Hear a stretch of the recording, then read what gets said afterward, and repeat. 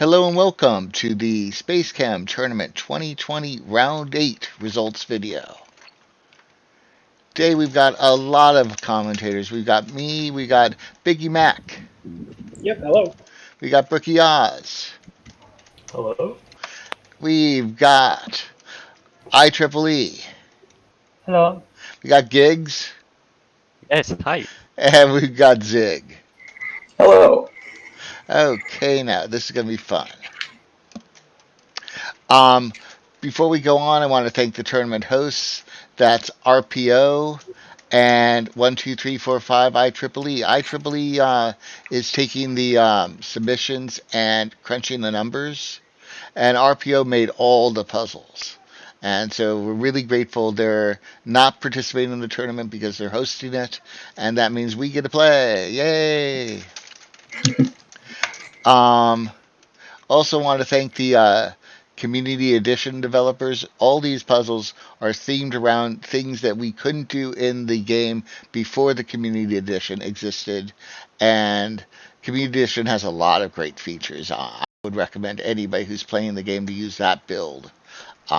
It's got nice stuff in it.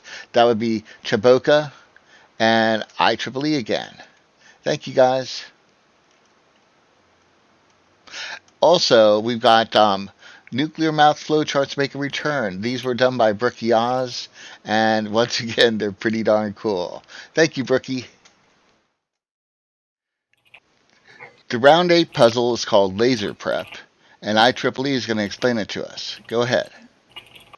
Sure. So this puzzle is about turning an iron input, that is element 26, and a polyethylene input, that is a chain 4 long of HCH, into an undoped laser crystal, that is this huge thing with oxygens, yttrium, and aluminium.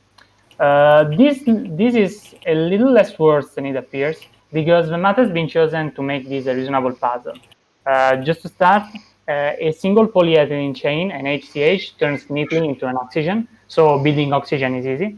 And then an iron, that is element 26, is made to easily make yttrium and aluminium, because yttrium is element 39 and aluminium is element 13. So if you want to make a pair of YL, you just pick an iron, split into two, and then fuse one of the resulting aluminiums into another iron, and that gets you the two central atoms.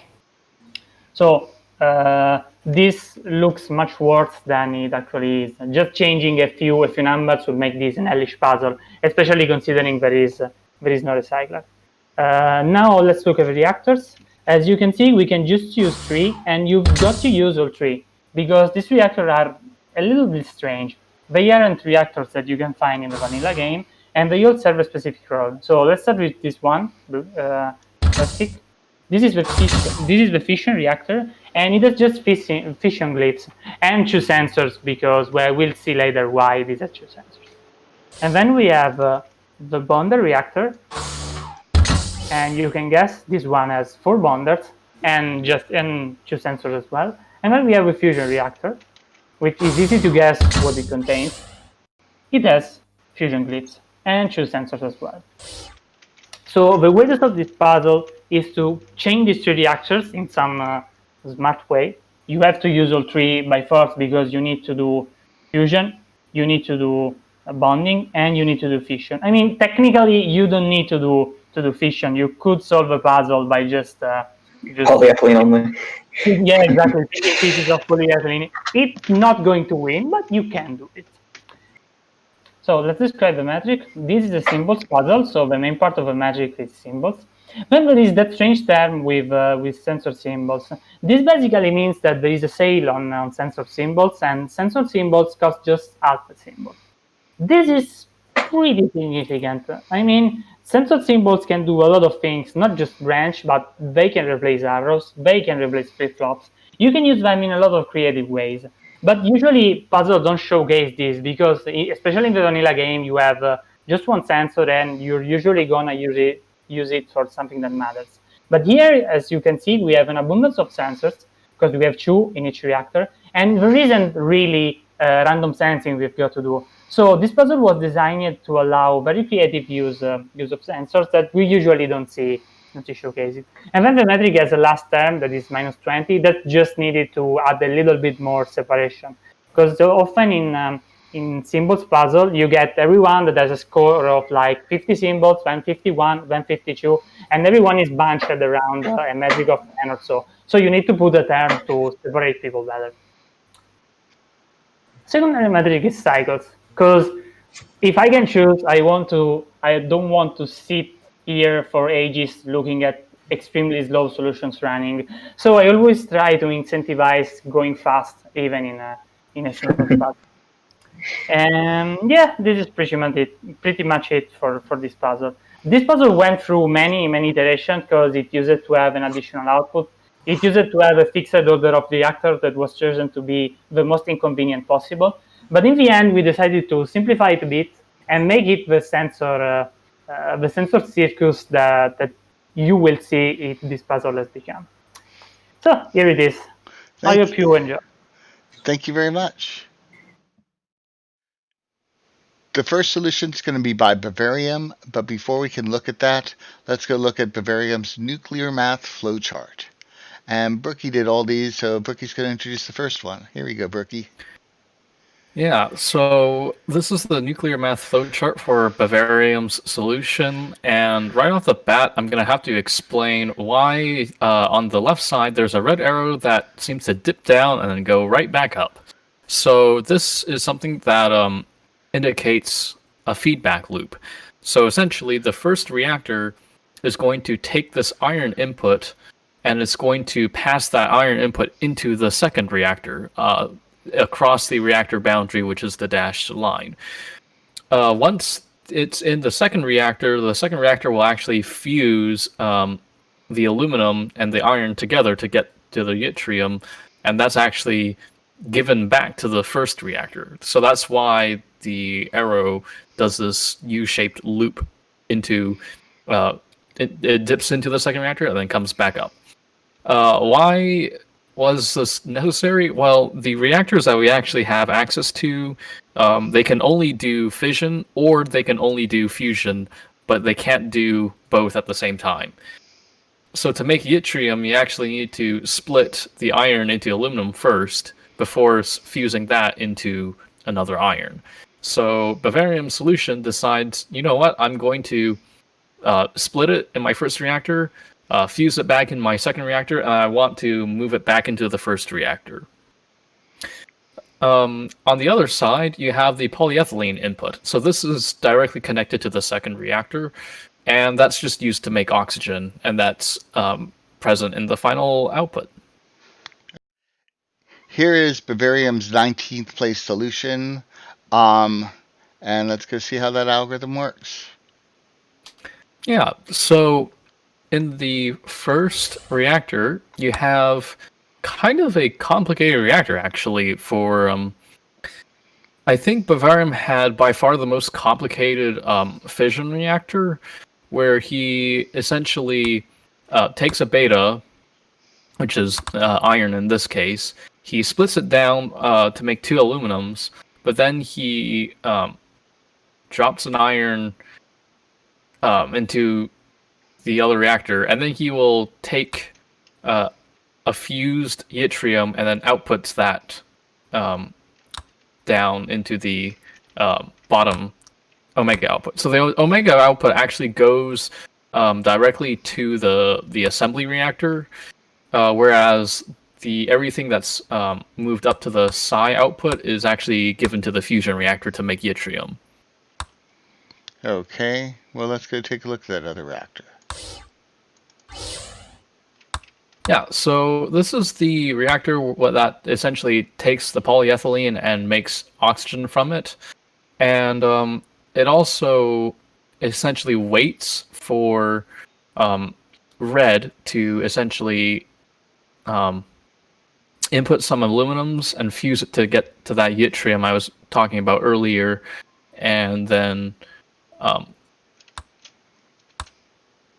it'll output that and it'll wait. So this is kind of necessary because we're required to make these solutions run forever. So whatever we do must be balanced. So that's why that's why blue sinks waits on a sink before moving on. There's quite a few symbols to be saved here, of course. For example, one of the things that we will see a lot later on is making oxygen like this 2 at a time is actually not very efficient. You can actually get away with just using a single fuser, and you can feed the polyethylene like 1 segment at a time into it. That actually ends up being a lot less symbol heavy than what Bavarium is doing here. And another thing is Bavarium doesn't actually really need to feed back the yttrium into the previous reactor. He does it so that the assembly reactor is kind of nicer, but he could have dropped it into the psi output. If he did that, he could have dropped it into the omega output. If he did that, then he can actually save symbols in the first reactor, so the first reactor doesn't need to have more symbols to grab and drop this yttrium into the assembly reactor. Okay. Let's go take a look at that assembly reactor. Here we go. Yeah, so once you actually have all the aluminum and yttrium, all you really need to do is just make this output. The output is actually not the most simple thing to build. There is a specific bond arrangement, which we will see a lot of later on, but if you're kind of new and you're not entirely sure what's the best way to assemble outputs, this is a pretty difficult output to assemble. So here we see 2 sets of 2 bonders. I'm sorry. Go ahead. Let's start from the beginning. Yeah, so Bavarium assembles the output by essentially getting an aluminum and a yttrium, and then makes this 4-atom segment, and then he builds a whole bunch of these 4-atom segments together. So that's how he manages to make the output. Okay, there's 2 of them. Yes. I don't know. It might have been easier to do something like make a 4-stick of aluminum and yttrium, and then make like half the molecule at a time. But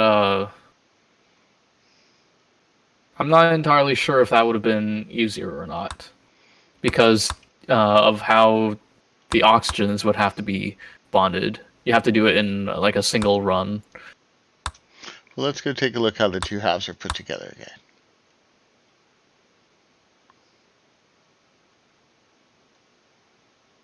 Yep.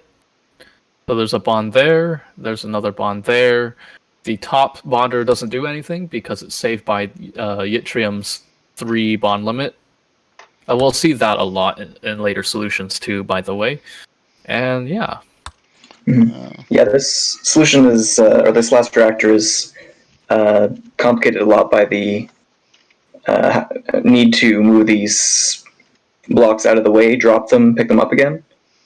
So we'll see a lot of the later solutions try and leave them on the bonders and just have the next inputs already be ready to attach to it without having to move it again. And somewhat the same goes for the rotated block. If you can find a way to put the second half that you make onto the bonders so that it's already ready to attach, then that'll save a lot of handling. Mm-hmm. Let's go watch another one be made. Here we go. This is actually timing based. You see, blue was waiting on a bond plus loop. Yeah, on the right. I tried fiddling with the second reactor just now to save a few symbols, and it ends up crashing the solution because then the bond timings are off in this one. So I imagine that took quite a bit of trial and error to get working. Wow. And let's let this thing run to completion. Bavarium solution used 128 symbols, of which 3 were sensor symbols.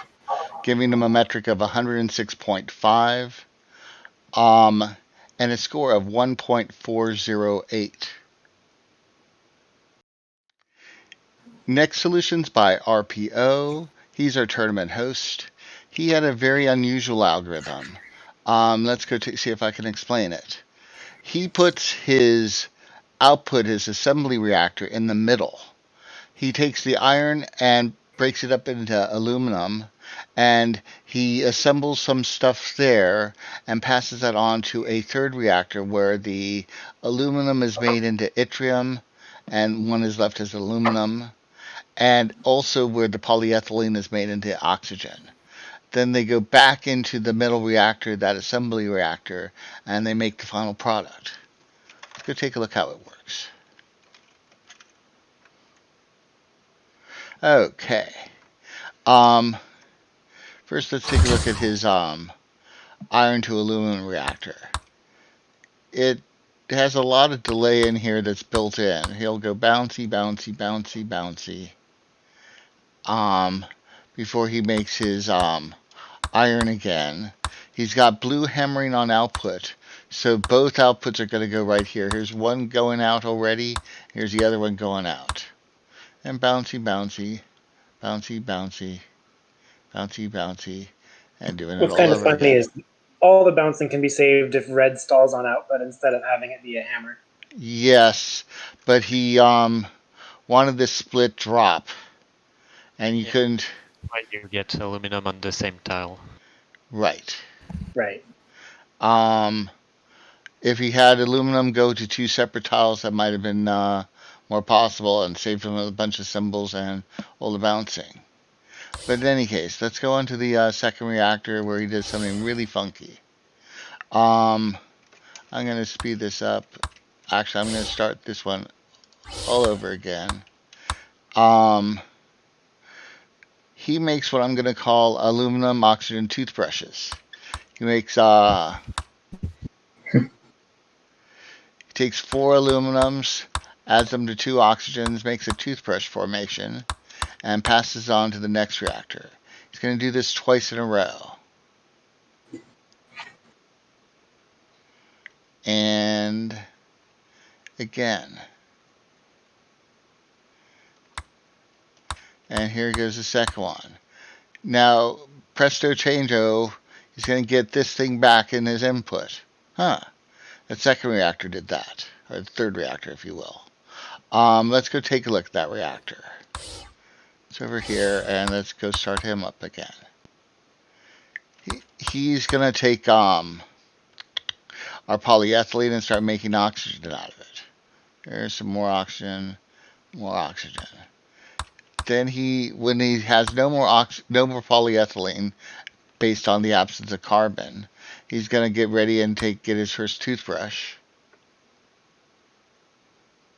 And there it is. He's got blue hammering on fuse, which is awfully convenient. He fuses the first 2 aluminums together and then this aluminum into that one, making the yttrium. He's going to pass this out. And he looks like he's got the annotation slightly off, but that's okay. We're not taking points off for that. And he's going to do this a second time. He's got flip-flops helping him out with that. And in comes, there we go. Happened so fast. Now we can go back to the middle reactor, the assembly reactor, which I think we're going to call number 2, or we'll see. Anyhow, here he's taken 2 pairs of these things and stored them away there. He's going to make another one of these aluminum oxygen toothbrush things. And again.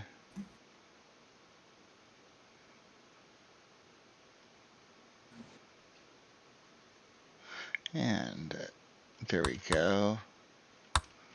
And he gets 1 floor back. He'll get another one. There we are. He'll park that one there. He's going to grab this one. Oh, there's not enough room for this bond here. Uh-oh. Well, he's going to go down here and catch it in this pair of bonders. There we are. Grab the whole thing, put it in the upper output, and output that. That's how he makes one. It's kind of a slow process. Let's watch one more time since we caught that one in the middle.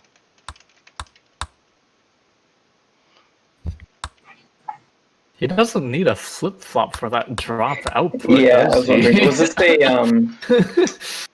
this just a demo solution, or just Well, yeah, it was. He said he was like very. He just threw something really quick together because he didn't want to give anyone ideas. it was something like they had a different puzzle in mind, so. Yeah, I Right. think this was from a version that. Oh, he adapted from a version that was more complicated. Yeah. Well, this reactor certainly has a lot of symbols in it. Yeah. There's Reactor probably has more arrow. symbols than the top solution has in all 3 reactors. Maybe. And here it goes. Yeah, I think it's funny how he gets the left side here, but he has to get that right side. Uh-oh. Rotate it around. Bring it over here. Now I got it. And you're right. He could just sail over here to the drop, go around, and wouldn't need to go back and forth with the flip-flop. Save himself a couple more symbols. But let's let this run to completion. Sorry. Being the tournament host means you don't have to care too much. You're saying gigs. Yeah, there's an extra arrow on the input beta symbol on bonder 2. Oh, there it is. Oh, this is really offensive. Yeah, it is. First, let's get let this thing run to completion. Okay. You probably had to do that because otherwise we wouldn't have one this video. Yeah, I don't think that's going to be a problem. RPO has 99 symbols, 2 of which were sensor commands, giving him a metric of 78.0, and no score for the tournament director. But let's go fix some things. This is the thing that offends Gig so much. Bye-bye. And let's just get you... Oops, not you, but you.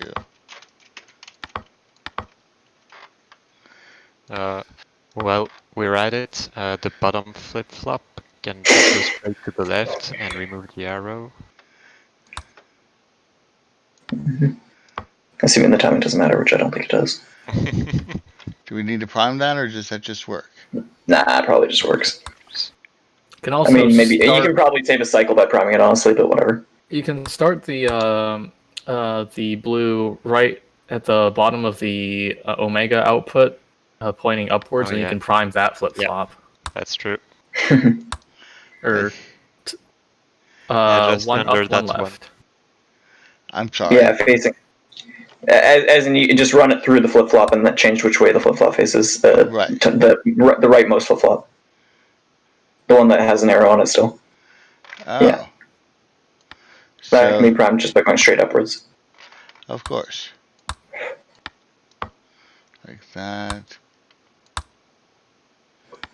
And probably a lot of others could be primed if we took enough time, but let's just give RP0 a break. He just wanted to throw something out here, I think. Yeah. And here we go.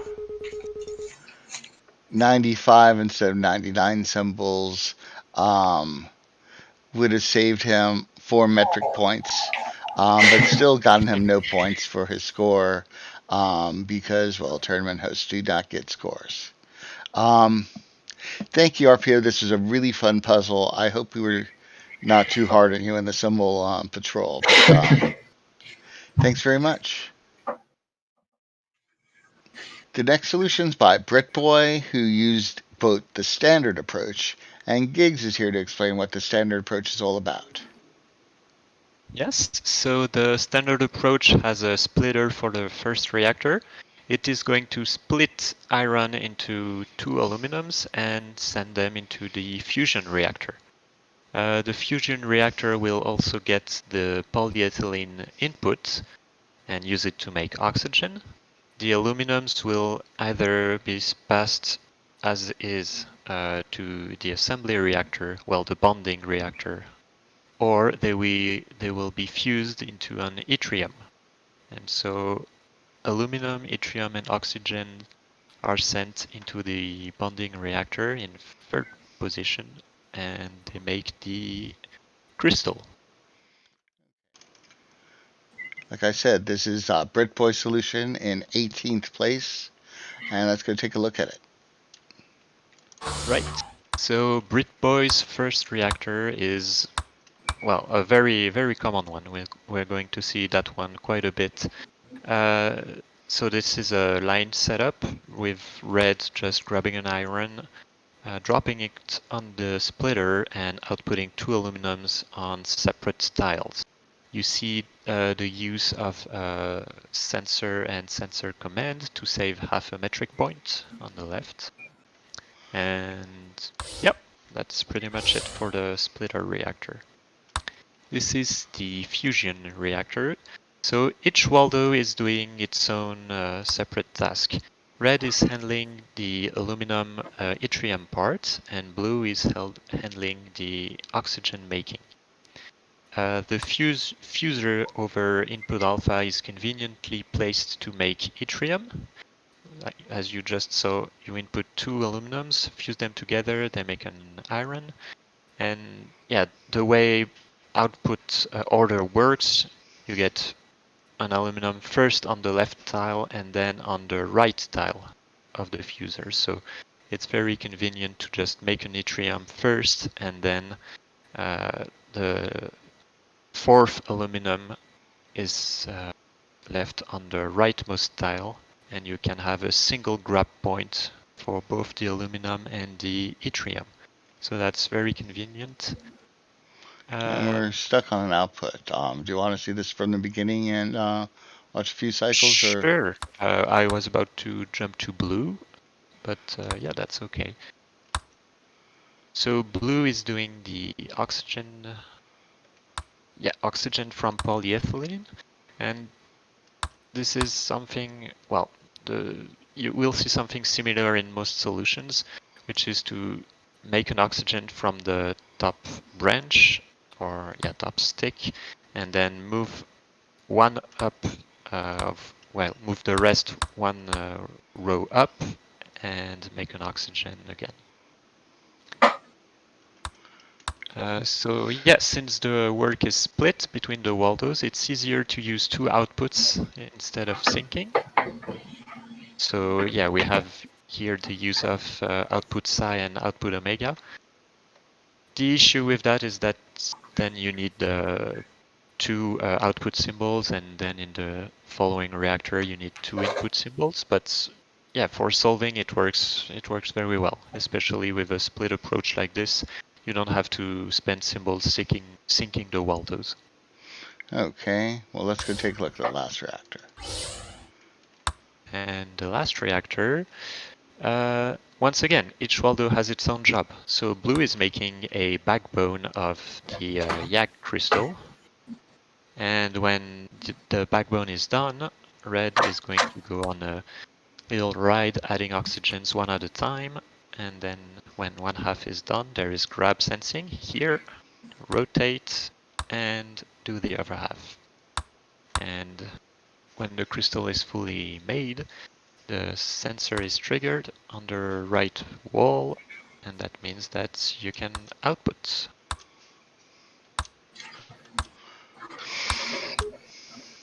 So we see there's a lot of sensor use on red mostly.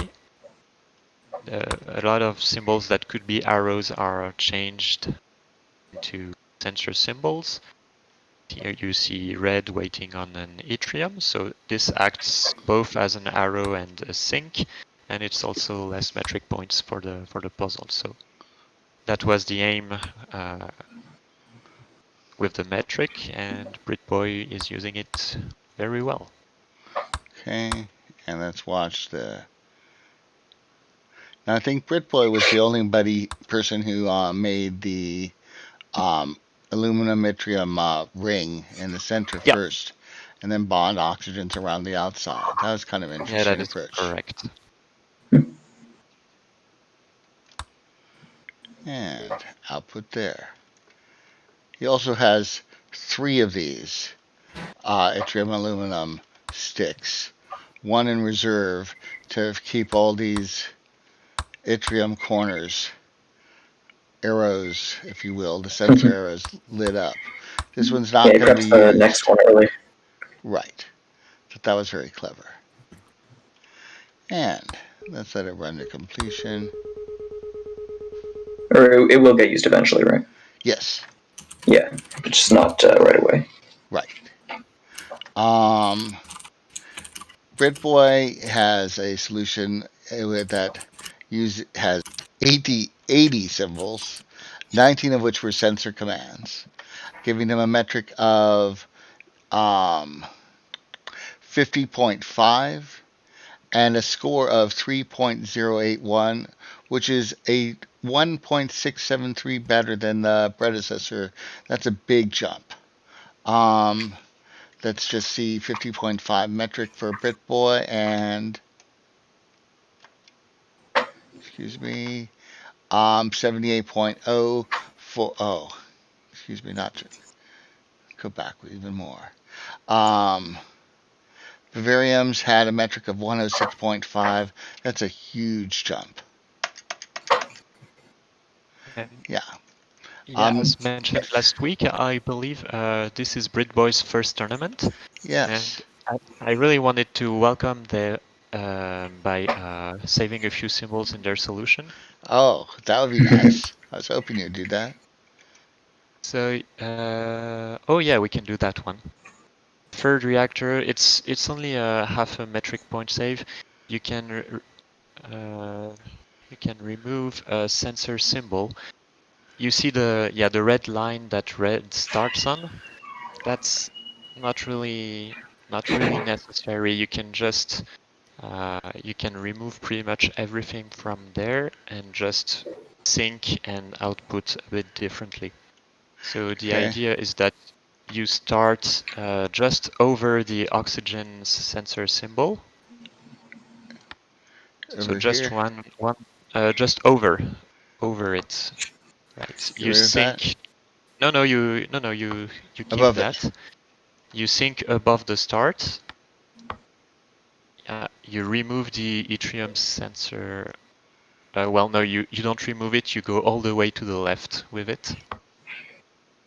You output after the drop. The last sync remaining that is not currently on the path needs to go on the left, just above the yttrium sensor going right. Yes, right here, and then you get rid of the aluminum sensor symbol at the bottom right. So yeah, that's the one you save in this reactor. You can just go around and this works the same. So that was the save in this reactor. It's going to be. And yeah, on a more general approach front, yeah, you'll see in later solutions that you can find a bonder layout that will let you avoid moving things around so much. Yeah, or avoid. This is just a functionally equivalent change. Mm-hmm. And the second reactor. Tactics strategy, I guess. Yeah. So there is a way. You see, red is inputting. Well, has 3 separate input alpha symbols, and there's a way to have only one and hit it 3 times. And we can show that. You need to lengthen the loop a bit, so you need to go up 1 tile after the red drop. Otherwise, you won't have enough room. 1 tile you up. Go, yeah, the up arrow, you go 1 square to the right. Yeah, that's it. You can remove that input alpha symbol. So yeah, there are two ideas to this save. The first one is that BritBoy's initial algorithm had 2 separate paths, one for the aluminum and one for the yttrium, and you can actually use a single path and have one every. Have it behave differently every second loop, right? Thank you. And so the way this will work, I think it's better to just put the symbols and then show how it works while it runs. You need to put a fuse at the top right of the loop, an input alpha just after, another fuse, remove the other input alpha and the other fuse. And then how to flip-flop to that next corner. Yeah, flip-flop going right in the top left corner. Here. And then the issue is that you're going to double back every time with this setup, so you need to have an yttrium sensor symbol to not double back. So you move one of those, yeah, just after the fuse. You start between the flip-flop and the sensor. Which direction? No, it goes left. It goes left. You'll see how it works. And Start between the Yeah, flip-flop. it'll eat up the bounce back every time there's an so yttrium. if I start Yeah, here, that's it. Yeah, then you go left. Should be fine, yeah. And you remove the unnecessary yttrium symbols left hanging. Yeah, you could also just turn the flip-flop, right? On that corner instead of priming it. Oh, yeah, absolutely. Yeah, start with the arrow pointing right and the flip-flop pointing down. That's simpler. Yeah, you're right. like that. And then you can move the star. Yeah, then the star can go anywhere else, say before the input. I forget how the solution works. I don't think it's timing based though, so just anywhere before the input should be fine. Yeah. So the way this works, on the first time you're going to double back and hit input alpha 3 times, and then the yttrium sensor will eat the double back, as Zig said. And you just input a single one, so you get an aluminum. Nice. So we'll see that in a couple other solutions. But yeah, in general, flip-flop bounce backs are quite useful for doing jobs multiple times. Yeah. 2 or 3 times often. Exactly. And then we can make a few saves on blue. And yeah, the issue I have with blue is the input beta condition. You see there's a hole going around with yttrium sensor symbols, and it can be a bit simpler, similar to a trick we've shown in week 2, I believe. You need to just change something slightly. The fuser needs to go one column to the right. Right, so that grab drop needs also to move to the right. It can be a single grab now. You're not going to drop on it anymore. You need to fuse a second time between the fuse and the grab. So you're going to grab the leftover stick just under the leftmost fuse. So that grab symbol. No, not that one. That one gets the first input. Yeah, that's the one. You go 2 columns to the left. That sensor, goes just under the input grab. Just under it. The other oxygen sensor goes 1 row above. And then you can get rid of everything that is above the fuser for blue. So yeah, if you lock red. Everything above the fuser for blue. Yeah. All of this. Yeah. Including the input beta? The input beta will go on the bottom right yttrium sensor. Bottom right yttrium sensor. Instead of it, I mean. Oh wow. Yeah, with an arrow going left. And the start pointing on input beta. Right, and so that's the input condition. You're just going to, you can set it in motion. Yeah, so the trick here is that fusing is implicitly a drop sometimes, and you can take advantage of that, I think. Not really. The way this works is that as long as you have something to fuse, you're going to drop an oxygen on the sensor and go around. And if there's nothing else to fuse, you're just going to input a new one and go back up on the same line. And Solid for that to outputs. work, for that to work, you needed to have the fuser run column to the right more. But yeah, this does fix. It was bothering me that he before had separate loops just to do the fusion versus to move the column upwards, and Yeah. you can kind of combine those. Just Yeah. pick up the one you're moving upwards and then fuse it. Yeah, that's right. So Very this is going nice. to be used in other solutions too, but And yeah, if you were to move the fuser up a row here, you could probably get rid of the second grab entirely and not special case the first of the four. If Yep. move this up one row once it interfere with the aluminum. Yeah, because right now he has to grab going straight to the right sometimes, and sometimes he needs to grab a column down and move upwards. What's But this? if the fuser is above, then it could always just move upwards. Oh. Should cut this. No, there's an issue with timing. All right, we've broken your solution, Brick Boy. Sorry. Oh well. Yeah. Oh, but hey, I think we figured out what's wrong, Brit Boy. So let's go fix the solution. Yeah, so the way this used to work, with blue priming the flip-flop, blue is hitting a sink, and red was doubling back on the sink in the line. So the way this works now, there's no doubling back on the sink, so we need blue to not hit the sink while initting the flip-flop. So that's simply moving the blue start so that it goes above the flip-flop and down. That's it. That is it. Well, let's go see about this. Yeah, Oh, I hadn't prepared my notes correctly, so I forgot about that. So far, so good. Let's go. Oh, hey, and it's working. Okay. Welcome to the tournament, Brit Boy. And we have 73 symbols instead of 80. Oh my. Don't know how many sensors we've saved or added or changed or what your new metric I think is. it was 3.5 metric points better. Only 3.5 for that many symbols? Yeah, I removed a lot of symbols were sensor symbols were removed in the second reactor, but Okay. well, still, it's an improvement. It's an improvement and it's really interesting. Thank you very much, Gigs, and thank you, Britboy. That was fun.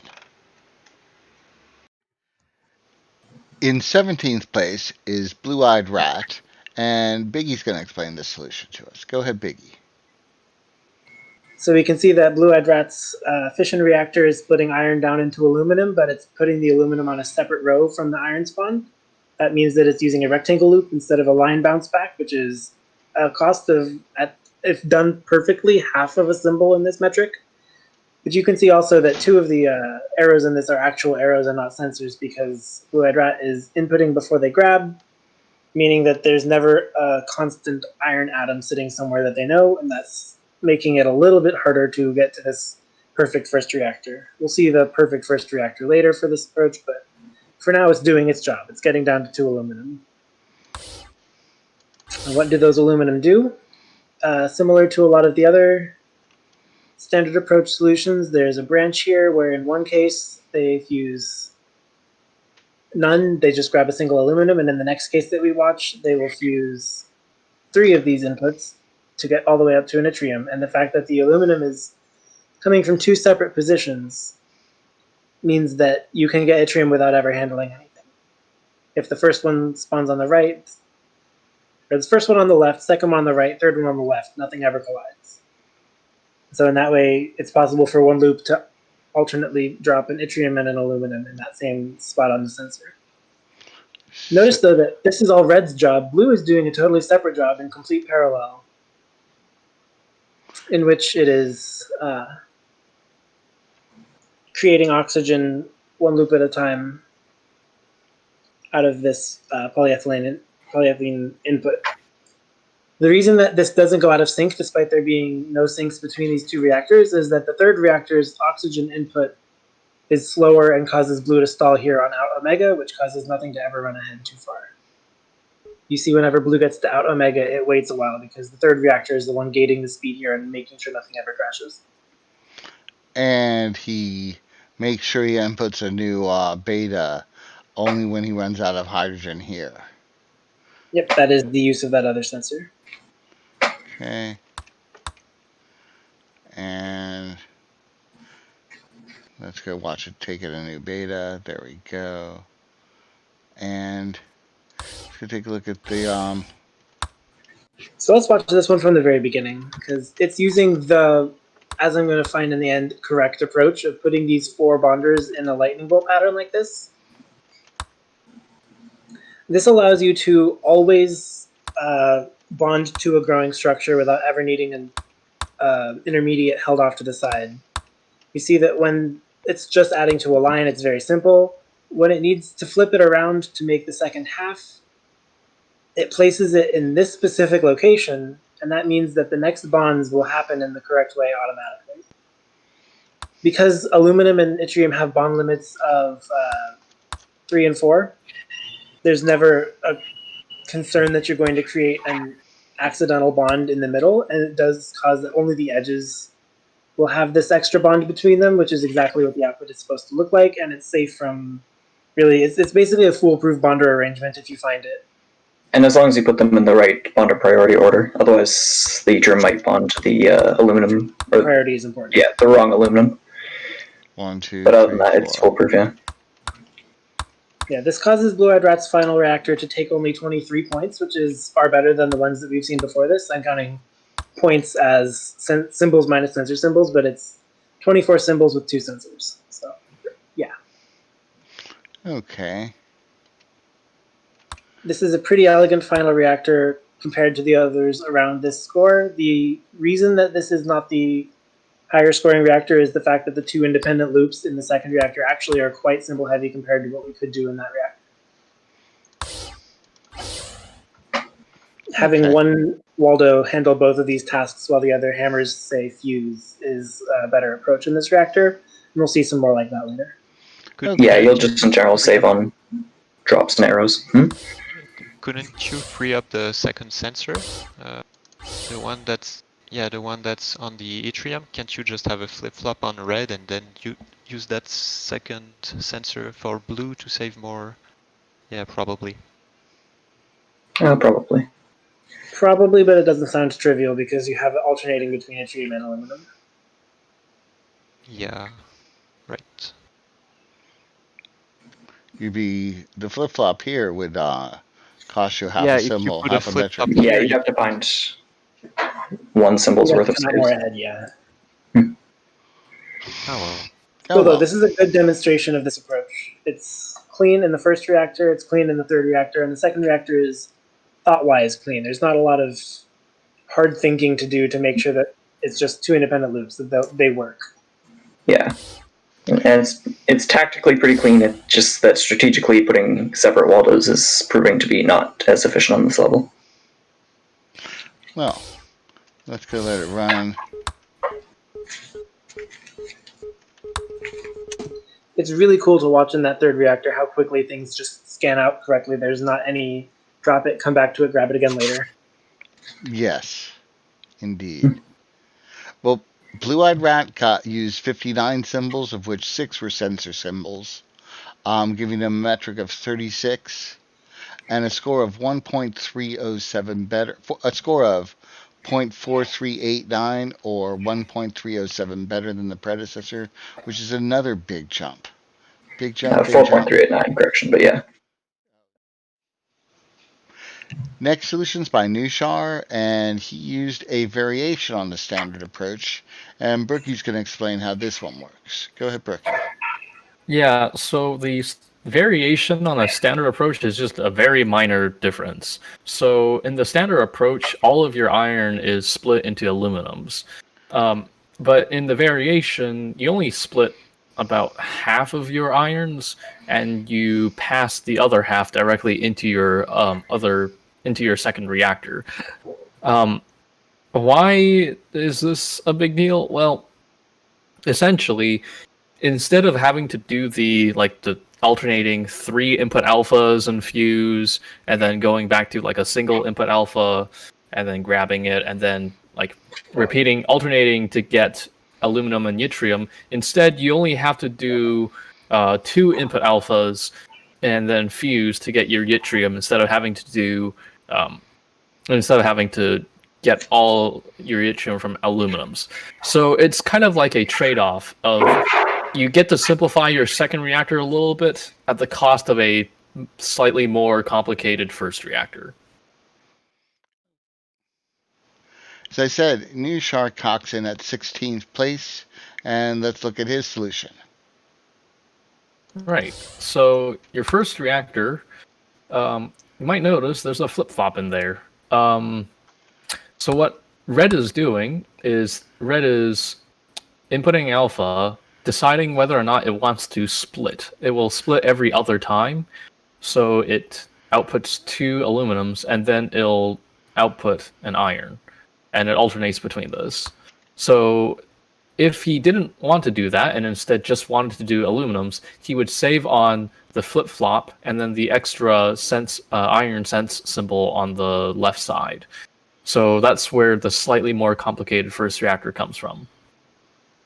Okay, well, let's go take a look at number 2. Yeah, so this is the second reactor. And the thing is, here you can see you have either input alpha, 2 input alphas, and you get this yttrium, or you just hit input alpha once to grab your aluminum. So this definitely makes it simpler, because now you don't have to hit 3 input alphas in a row. Blue, meanwhile, is doing your pretty standard lopping off the polyethylenes one by one to make your oxygen. And yeah. Okay. Let's take a look at the third reactor. So this reactor is, well, it's nothing really special here, really. It's just your typical assembly reactor of making 2 halves and then stitching them together. Okay. And the second half being made. It triggers the oxygen sensor here. It uses the different double pair of bonders instead of the lightning bolt zigzag and causes it to be a 25.5 points in this instead of 23 as we saw previously. So there's definitely some strategic difference in the bonder placement that causes it to be not as good. Which is why he has to assemble the aluminum or yttrium oxygen, then rotate it. Yeah. Interesting. And let's watch the next one get made. There it is. Boom. And output. Let's go see this go to completion. This gives Noeuchar 16th place with 64 symbols, 19 of which were sensors, giving him a metric of 34.5 and a score of 4.681, or a tiny bit better, 0.292 better than the predecessor. Let's just see, that was 34.5 versus 36.0, 1.5 metrics. Anyhow, that was really interesting. Thank you, Noeuchar. Next solution's by Astronelson in 15th place. Zig's going to explain it to us. Go ahead, Zig. So yeah, Astronelson uses the standard layout, I believe, it uses the variation that drops iron out the output. So the first reactor is doing perhaps a slightly more efficient way of doing that iron and aluminum split that we've seen before. And he also splits up the aluminums onto different tiles, which will be used by the second reactor for convenience. So let's hop to the second reactor. And you can also see the usual use of sensors in that to save symbols. A quick note that Noeuchar's first reactor achieved this in 8.5 points, and Astronelson's is 10.5 points. Noeuchar, there's a lot better sensors. Okay, I was thinking one before that, maybe. Or maybe I'm just mixed up. Okay.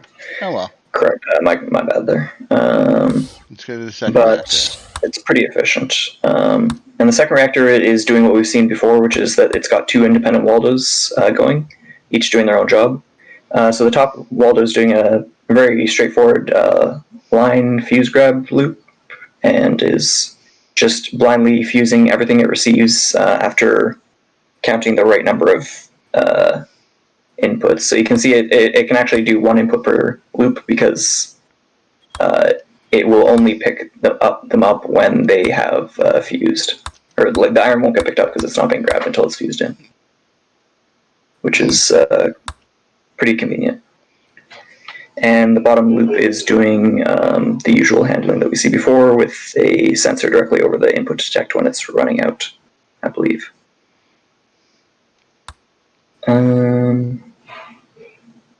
Yeah, and that'll just send oxygens to the bomb reactor. I believe he's going to swap the pipes so that the oxygen and the aluminum and yttriums end up near each other. Right. As you can see, he sends one to the bottom and one to the top. Right. And let's let this one finish up, and we'll watch a fresh input or a fresh output be constructed.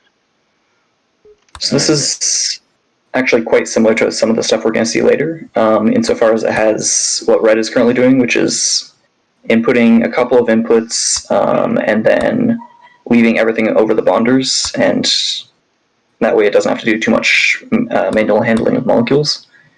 And then after it's done, it's going to flip it over. Now the difference is that here he uses a second Waldo to do the flipping.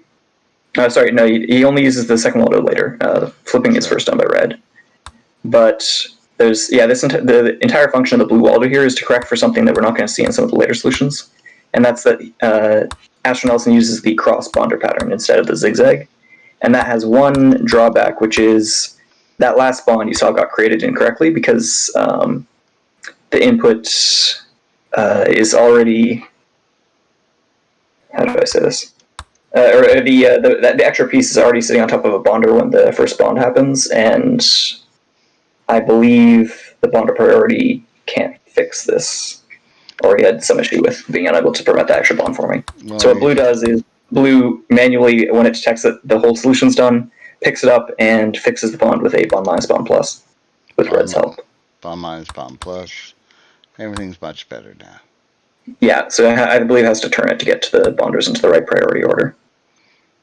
Or some molecule relative to the bonder priority order. So that's, yeah, if it weren't for that difference, I believe this could have been just a pretty much single Waldo solution. And then here's the... Here is when you get the undesired bond. Yeah, it's because he does the aluminum and the yttrium separately, and the one that's coming in will... If they were both done at once, it would be possible to bond to that aluminum instead, but instead it has to bond to the other aluminum, because there's nothing to out-prioritize it. Okay, well, let's let this run to completion. Astronelson uses 59 symbols, 11 of which are sensors, and that gives them a metric of 33.5, or a score of 4.922, which is, again, just a smidge better, 0.241, actually more than a smidge, but not like a heavy smidge.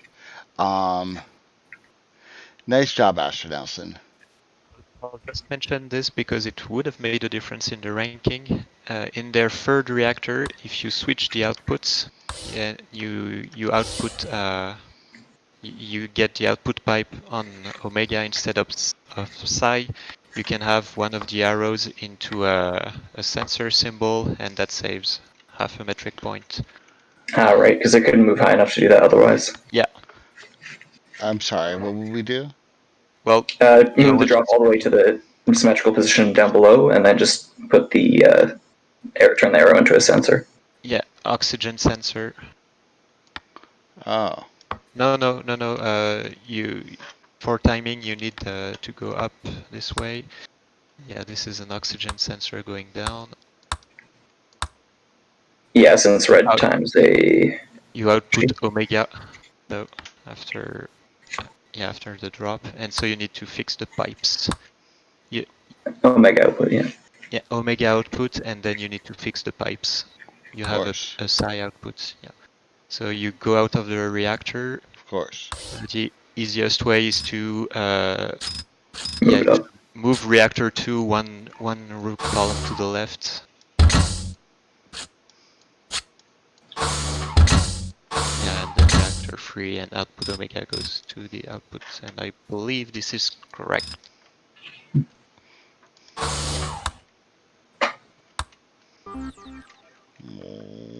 Why isn't it correct? Nothing works here. It's okay. Oh, yeah, no, the output omega needs to go on red. Sorry. After red's drop in the middle branch. Oh, because otherwise it'll be sitting in the way. Yeah. For while it's stalling in the sensor, that's right. For much further up on red, because that's... That's Red bounces around. I'm really not sure why this isn't working. Throw a pause in on blue. Oh, the blue start isn't right. You have to have the blue start above the drop. Above the blue drop, I think. Here? The problem is blue will run over the thing, but it doesn't reset back to that position because the first time it runs through, the oxygen sensor isn't activated. I think this is the reactor I have in my version that works. So. Do you want to throw a pause symbol in, and so we can actually see what's going wrong? Yeah. You need to press a pause symbol right before the oxygen sensor. Before the oxygen sensor, yeah. After it's already done its debone, because that should all be the same. I think. Perhaps. Oh, you need to move no, sorry, you need to move one of the sensors. The one on the left, it needs to go one up and through to Alright, maybe we should call it here, but this could be improved. Go ahead, Zig. Hang on a second. Go get two columns to the left, and this works. Yeah, you're just going to have to cut a bunch of stuff. That doesn't look right. Yeah, forget it. Oh no, that's the other sensor that needed to go there. Yeah, I'm sorry. So this one needs to go here? Yeah. Ah. Yeah, I'm sorry. That's fine. That works. That's worth a trip. Welcome to fixing up SpaceChem submissions, where nothing works and the points don't matter. Points don't matter, but we're still at You 59 symbols. stream, but yeah. Oh, we saved a half a point. Yeah. I see. Yeah, we saved half a point. Yeah, Nice. and this is only. We'll see with the next solution why I wanted to mention it. Okay, well, we'll see in a moment. Thank you, Gigs. That was fun. I don't care if it was a little messy. That was fun. Next solution is by McCrush in 14th place. And Brookie's going to explain it to us. Here we go. Yep. So here we go again. You've seen this reactor pretty much identically before. In fact, I think what is it, like 5 or like 6 people have this reactor pretty much identical to this. But yeah, all it's doing is splitting iron into aluminum using a single line. The only other I think about like 80 or 90% of the solutions had either this, specifically this, or a slight variation where they have 3 more iron sensors to make it run in a box, and it deposits it elsewhere. It's like a 0.5. I think it's a plus 0.5 metric difference. To change the drop position. So yeah, we'll see this kind of thing very, very frequently in future solutions. Yeah, we have 9 solutions with this exact first reactor and 3 more with the box.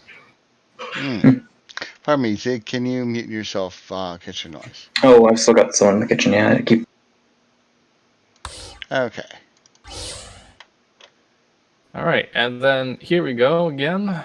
It looks very similar because it is. It's your 2 reactors and one kind of, well, it's 2 Waldos, but it's essentially doing 2 completely asynchronous things at the in a single reactor. Red is just making the aluminum and yttrium, and blue is just making the oxygen. Okay. See how it all gets assembled. Yeah, so the main improvement is this assembly reactor, which is actually a bond hammer. Yeah, and you can see there's a lot more sensor use in this solution, and that definitely cuts down on the symbols. To actually get really low on your symbol count, or sorry, on your metric count, essentially what you had to do was start replacing like every arrow you see with symbols. That's how you can get down to really low metric points, because every one of those redirection arrows, almost every single one of them in later solutions, you can pretty much be replaced with a redirection. You just have to be really clever with how you place your bonders and how you set up your set up your reactor. Some people in the future, I guess, will see that some of them will have like a setup loop where something runs once to place like an atom on a sensor, and that just activates like all of the sensors, and they just use sense symbols instead of redirections from there on. It's valid, and some other solutions don't do that. And yes, not using as many senses do end up hurting you in the long run, especially when you get up to really crazy solutions. Okay. Let this run to completion. McCrush uses 58 symbols, of which 10 were sensors, giving a metric of 33, a score of 5.101, or a very tiny 0.179 better. Let's take a look. 33 versus 33 and a half. Half a metric better than Astronelson gives McCrush. Astronelson was faster, and so would have won the tie break with the small change we made. Yeah, wow. That would have been interesting. Once again, McCrush crushes the competition. Biggie Mac has 13th place, and he's here to explain the solution to us. Go ahead, Biggie. Yeah, so there's a good and a bad thing about this. And then, yeah, I have the exact same first reactor as basically the previous solutions, and any other ones that do this in a line. You use the iron sensor to bounce back to save 1 arrow, and otherwise it's just depositing the 2 aluminum side by side. But yeah, so if we look at my second reactor, the good news is I'm the first one to demonstrate the 1 Waldo handles all the tasks in the second reactor. The bad news is that means everyone else who demonstrated this did better than I did. So we'll at least learn how this works in my solution before we see how it's done even better. In my case, I'm putting all the aluminum and oxygen and yttrium along the top row. The aluminum and yttrium end up on the second from the furthest, and the oxygen ends up on the third from the furthest corner. And they share a loop largely so that there's a smaller number of arrows needed to accomplish this. Also, there is a hydrogen bounce back, but it's not until the third column from the left, which allows it to serve a few dual purposes with that sensor there. The arrow above it shares the loop from the aluminum, the arrow there for the hydrogen, and then when it doesn't happen, that exact sensor position will have a hydrogen after I make input alpha so that it can redirect with a hydrogen sensor on the far right. We'll see that happen one more loop around when it's right here. When it makes the input, that hydrogen sensor will not activate because the hydrogen spawns in that location, freeing up 1/2 symbol in the furthest left column so that I can grab without needing to use an arrow, because it'll always have a hydrogen just spawned there. So I feel like there are a few nice tricks in this. There's one in Elegance that Gigs found in which you can save one of the input beta commands and one of the flip-flops to clean it up a lot. But yeah, this does its job. Now And this is a 19-point reactor. this 3-count flip-flop had me confused for a while. Yeah, so 3 is 4 minus 1. The one that doesn't ever travel up that route is when yttrium sensor procs and redirects it down to the bottom. The other 3 times of the 4 that it needs to do this loop, it would hit one of those flip-flops. Okay. Well, let's go take a look at the 4th reactor. And yeah, this 4th reactor is the reason you see me now and not further down in the rankings, because I do, similarly to Noeuchar, 2 pairs of bonders instead of the zigzag bonder, which means I need to take the intermediate product away, hold it off to the side, and then bond it back again later. This reactor is pretty heavy at 24.5 points. It gets far better than this, and when IEEE was announcing the hour before the deadline what was a good solution and what wasn't, and he said that basically my solution was really inefficient in one specific way, and it was this reactor. This loop I felt was good. It was a 3-symbol improvement over my first design on this reactor, but it still was a lot clunkier than this approach, or than a better approach would have been. I do like, though, how it is in perfect unison when everything bonds. Mm. It reuses the blue bond plus that it uses to create the line. Oh. So the number of bond plus symbols is small, but the number of redirections that is needed to actually get that all to work is pretty high.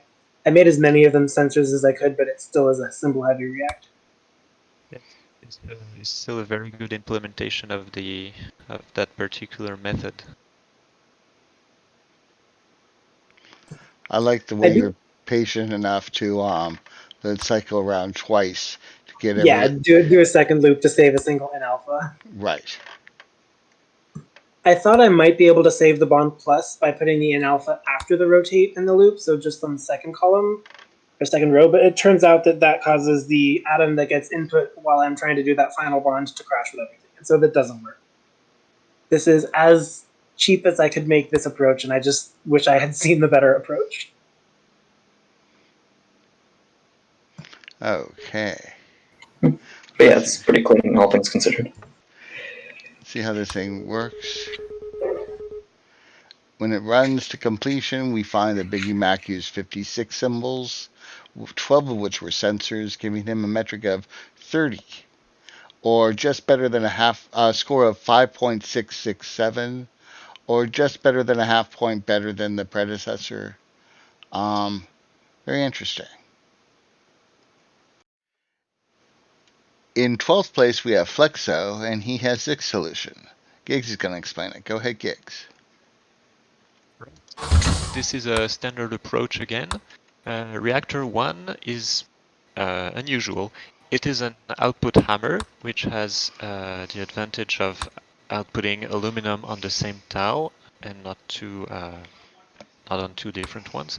But yeah, it has a drawback that then red can't output stall, and so you need to have the first reactor be as slow as the subsequent ones. So that's why red is doing a whole lot of waiting around with the sensor symbols and the flip-flop.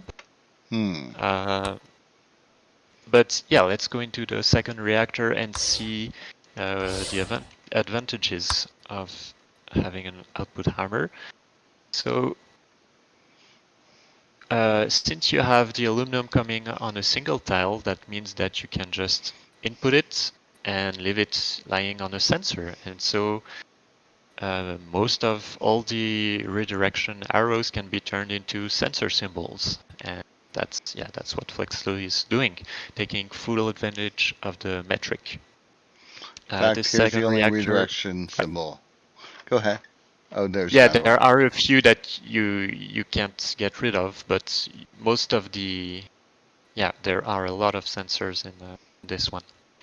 And it was mentioned previously, but if you input after the grab, that means there's always an atom on the sensor, and so you can sensor spam everywhere. And this is another fuse hammer, where red does all the work. There's a 4-count flip-flop at the top right, which will determine where every aluminum goes. So after an yttrium is done, you output it, and place an aluminum instead. Then you output that aluminum, and the next yttrium will start being made. So you need to drop on the rightmost tile of the fuser, and then the other two aluminums will go and be fused thanks to blue. So that's what the 4-count flip-flop is for. There, yttrium. There we go. And so we'll get beta and see it being fused on the second fuser. And so the way this works is that after every pair of yttrium aluminum that was sent in output psi, you grab a single input beta, turn everything into oxygen, and go back to making yttrium and sending aluminum. So even though there are 9 sensors, it's still 25 symbols for the reactor, which is fairly low compared to what we've seen. And it does a good job. Let's go take a look at the third reactor. The third reactor, so we have the lightning-shaped bonders. And yeah, as was previously mentioned, the assembly pretty much happens on its own with that particular setup. We have oxygen stall, an oxygen stall on red for when blue is doing its work. We'll see that the next time. Red is making half of the laser crystal first, and then when something reaches the sensors, blue is doing the rest of the work, and red is actually stalling on a pair of oxygen sensors here.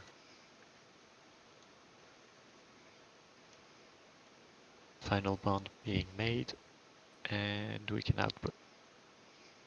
And yeah, so the one issue with the second reactor was that it used 2 outputs, and so this one has to use both input alpha and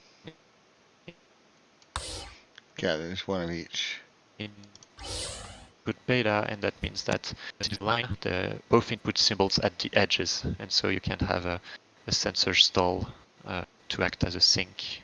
You need to have both sensors to delay while blue is doing its thing. Okay, well, let's let this run to completion. There's the input alpha on one end, input beta on the other end of that line.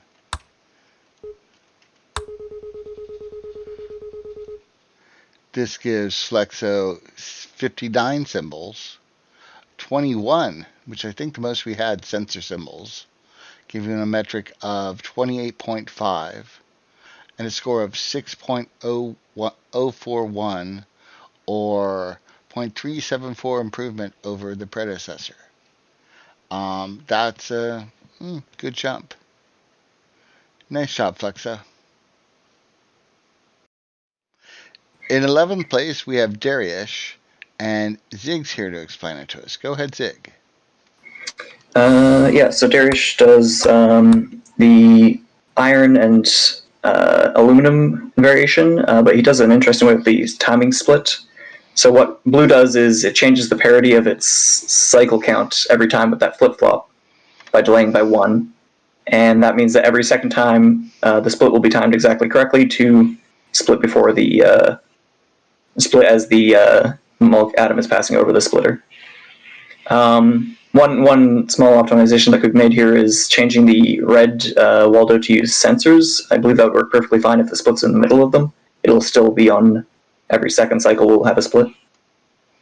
But yeah, this is set up for the second reactor to use all of the atoms in the same position and get an iron the third time.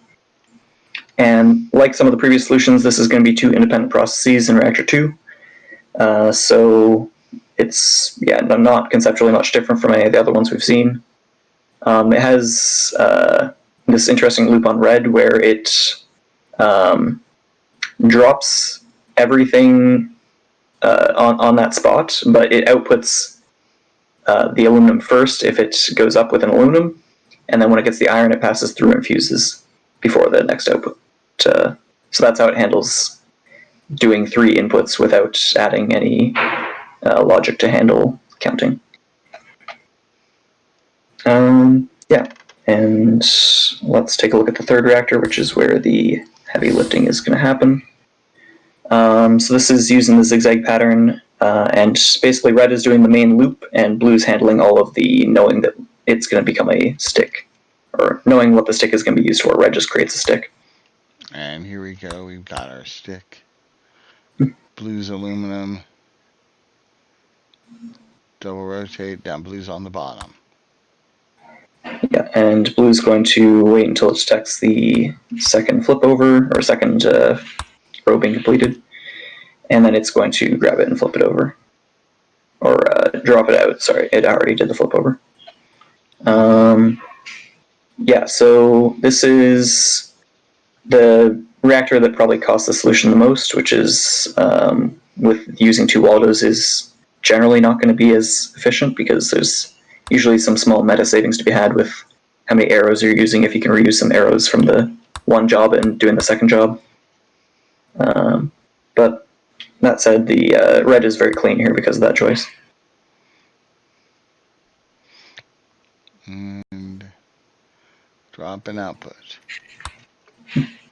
Okay. Let's let this run to completion. Dariush used 52 symbols, 10 of which were sensors, giving him a metric of 27.0, or a score of 6.444, an improvement of 0.404 better. That gives Dariush 11th place. Now we're up to the top 10, and JoJo has 10th place. Biggie's going to explain the solution to us. Go ahead, Biggie. Yep, so JoJo uses the standard first reactor. No change from a few of the others that we've seen, so barely anything to talk about. Puts the 2 aluminum in a line. He uses blue instead of red this time. It's a purely cosmetic change, including, like, the cosmetic changes here are where the start is relative to the input and which color the Waldo is, and I guess which of the 3 possible positions along the line do you put this splitter in? Fair enough. Let's go take a look at reactor number 2. Yeah, so reactor 2 uses a very slick bounce back here to actually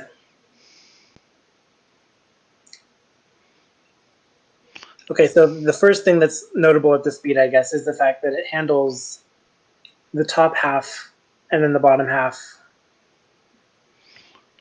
Do you want to start over from the top here so we can see it start? Yeah, sure. Because the first thing it does that I wanted to talk about is handle the split products. This bounce back is to take the first aluminum all the way back. Never mind, I guess I didn't know which it did first. So yeah, the first thing it does is it digests an entire polyethylene input into 4 oxygens in the same pipe.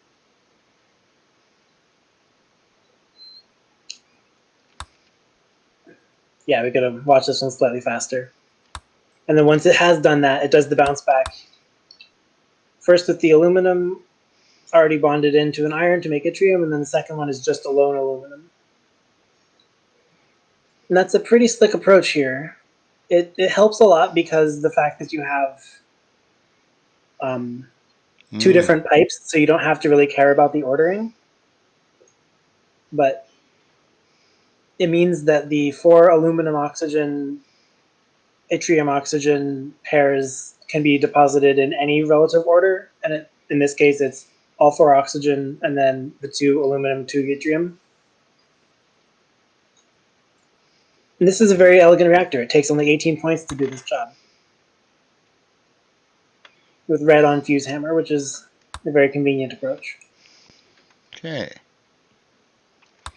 And let's go take a look at the third reactor. Yeah, I think the assembly reactor on this one is probably the most interesting because it gets the furthest of a non-zigzag pattern. When we talked about this T-shaped pattern in a previous solution, we saw that there was one bond that was formed that was bad. In JoJo's solution, there's a bond minus on red. And with that single bond minus, all the problems are solved. So the assembly gets to be this dirt simple loop and take only a total of 18 points to do the whole job of assembling. The bond minus is offset by a bond plus as soon as everything is ready to join together. So there isn't ever the issue of a bond that shouldn't form and does. And the single spun around half input is in the correct position to do the second portion. This makes the assembly process look very simple. There's that bond we don't want, but it's going to get removed by this bond minus. Exactly. And bonder priority here with 2 having 3 below it and 4 to its right prevents the bond from reforming. Okay. And notice that blue does actually nothing here. Even if blue is to be an output hammer, it would remove the ability for red to use an oxygen sensor to bounce back. Oh. So there is no job that blue could do that is beneficial here. Blue is simply hammering the wall. And I think this is a super elegant output assembly reactor, and that's very worthy of getting JoJo into 10th place. Nice. Okay, well, so this run to Yeah, this is actually quite similar to some of the stuff we'll see later in the third reactor. Albeit some of them use the zigzag, but this one fixes it. But I believe some later reactors might find a way to bond hammer, but apart from that, yeah, this is a very clean solution. Well, JoJo uses 46 symbols, some of which are sensors, gives him a metric of 22.5 and a score of 7.667, which is 0.1222 better than the predecessor. That's a big jump. Let's see. 22.5 for JoJo metric, and a metric of 27 for Dariush. Yeah, you really earned your way into the top 10 with that big of a jump. Yeah, you did. In 9th place, we have Counterpoint, and here's his solution. Zig's going to explain it. Yep. So this is the standard, the cookie cutter reactor for R1. I think we've talked about this one before, and it's just making aluminum. So let's look at reactor 2. And this one is, you'll notice this funny shape that red is doing, and that's because, yes, it is in fact doing 2 independent processes, like some of the other solutions, but it does it all in red, which will save a couple of symbols, I believe. Or it'll allow for using a lot of sensors and stuff. So deliberately, at some point, it'll create the yttrium and leave it on the sensor without outputting it. And then that'll mean that it can use that yttrium sensor everywhere while it's doing the second job, which is convenient for the sensor metric. And then it's going to go and do the standard thing with the column here, where it pulls it over, down, and fuses it. And after it's done one of those, it goes back up and does the output on the yttrium that it had left for later. So yeah, I thought that was pretty clever. And it's just a neat way to do the usual 2 independent jobs thing, but with one Waldo. Yeah. And let's look at reactor 3. That's right. So this is very similar again to JoJo's, with the kind of single loop going around this zigzag with grabbing blindly at the 4th position and then rotating to drop off the second part of the stick on top of the bonders. It does have to call 2 inputs because the previous reactor outputted into 2 different zones, as with some previous solutions we've seen. And yeah, apart from that, this is pretty straightforward. Just flip it over and leave it in exactly the right spot, and the zigzag will take care of everything. So the notable thing here is, yeah, this one does manage to do the bond hammer that the previous one didn't, because if you put the debond command right next to, or right on top of the bonders so that it's soon enough, then it will prevent them from being over bonded before they're able to bond to the next input that they need to. As in, otherwise, if you have it too far away, then a bunch of bonds will get created again while you're traveling. But yeah, this is a very clean implementation, and it just uses the usual oxygen sensor output method. Well, this makes that unwanted bond there. Yeah, and then it diffuses it, or debonds at the last second, which means that it will not get recreated before the other bond can be created. Has the bond limit of 3, and so bonder priority makes the bond with the aluminum instead Yeah. of... well, Yeah, if you change the order of the zigzag here, I believe you would break the solution. Yeah, I think you would. yeah, Okay. if you switch around 2 and 4. Mhm. Should we do that? Yeah, We'll do sure. that Why after not? this runs to completion. Before we make it not work. Counterpoint used 45 symbols, giving and 10 were sensor symbols, giving a metric of 20. And that got him 9th place with a score of 8.611, or nearly a whole point better than the predecessor. But let's see if we can screw up the solution next time. So we're doing it deliberately.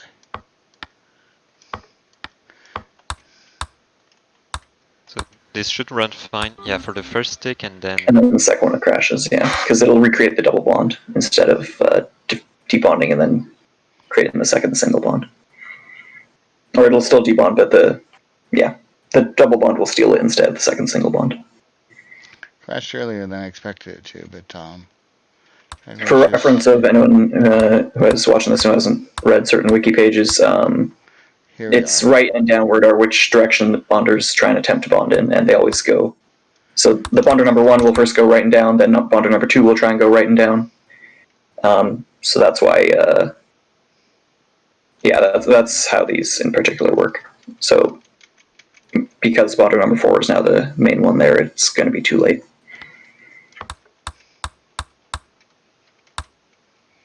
There's a double bond that gets moved. Nice. Okay. Counterpoint still uses 45 symbols. Let's go take a look at another solution. How about that?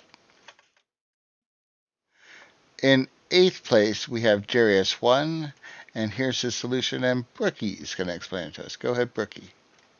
Yeah, so the very first reactor, pretty much the same thing. This is actually the only difference is this one's actually a output hammer, so that the aluminum's dropped in the same place. But unlike some of the other output hammers that we've seen, there is actually no delay needed to get this thing to work for this solution. So he does save like a couple symbols on this. You might notice that red has this double back thingy going on. That's just to get the startup. That is essentially to get the startup faster. What he could have done is, have the start point rightwards, and then just have the input alpha on that top line after the start, and that would have worked as well. But doing this just saves him a few cycles. Okay, well, let's go look at reactor number 2. So you might see that this reactor is similar to the, I think it was McCrush's reactor, where he had like a whole bunch of aluminum sensors. Similarly here, we're using carbon sensors instead. But you're essentially replacing all of your sensors with, or all your redirection arrows with sensors. So that saves a lot of saves on a lot of metric just by the sensor use. The single input alpha is used 3 times. Yeah, I love that bounce back. Yeah, it's really nice. How does it work? Well, the flip-flop is when it's activated, every second time the aluminum is it goes up, inputs an alpha like that, and then it bounces back down to get to the yttrium. So that's how it gets to the 3 alphas to get to your yttrium there. Yeah, overall it's pretty solid. The input beta, to the left of the input beta is the only arrow actually. That's there because it needs to grab and then shift directly over to the right for the fusion to get to the to get to oxygen. Okay. take a look at our third reactor. Yep, so here's a third reactor, and we see the zigzag pattern again to get to this, to make half the output, essentially. And doing this will trigger red via aluminum sensor at the top there, and red will come over, grab that, and it will wait until another half gets made.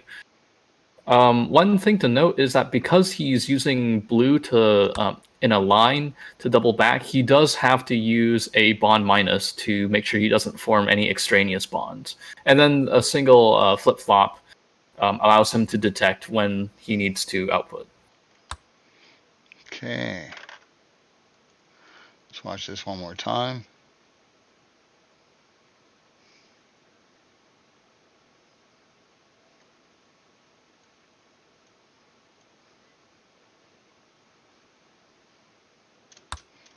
Yeah, bond. So he has to bond minus before bond plus there, or else he'll form bonds between the aluminum and yttrium in the middle, and that would be no good. Okay. Yeah. One nice thing is Red's extensive use of sensors around the box does cut down on a decent amount of metric, because it's again used as a poor man's sink, and oxygen is essentially the go-to sense command to replace all redirection arrows in the solution. Okay. That's probably smart. And let's watch this run to completion. 50 symbols, 21 of which are sensor symbols, gives DariusOne a metric of 19.5 and 8th place. I think there was more 19.5. No, I don't know. We'll find out in a minute. I think this is the first solution that goes sub 20 metric, and it's kind of surprising. In fact, once you get to it, you'll be really surprised at actually how low the metric goes, because the first we've seen plenty of times now that the first reactor is essentially going to be stuck around 7 metric or so. You don't really have anything meaningful below 7 metric, because if you think about the sensors or all the symbols that you have to use, you have to have input, grab, drop, output, and then 2 arrows, or rather sensors in this case. So that's already 5 metric. So if you want to add in any operations like splitting or fusing, that's 6 metric there already. So the first reactor is essentially at this stage, you're not going to see any more improvements in that. Everything is going to be how different people approach the problem of making the aluminum, yttrium, and how they're making the output specifically. So from here on out, it's essentially all the cleverness has to do with how, more often than not, how the last reactor assembles the output. Because the second reactor usually can be configured to drop your atoms wherever you like for the last reactor, but it's mostly the last reactor that essentially makes the biggest difference amongst these top solutions. Stockholm Syndrome brings up 7th place, and Brookie's here to explain it. For Stockholm Syndrome, it should be said as Brookie and Anime. So let's go Stockholm Syndrome.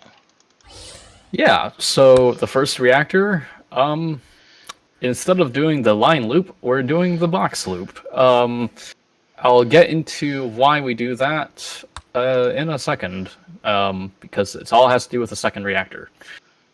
Okay. Take a look at the second reactor.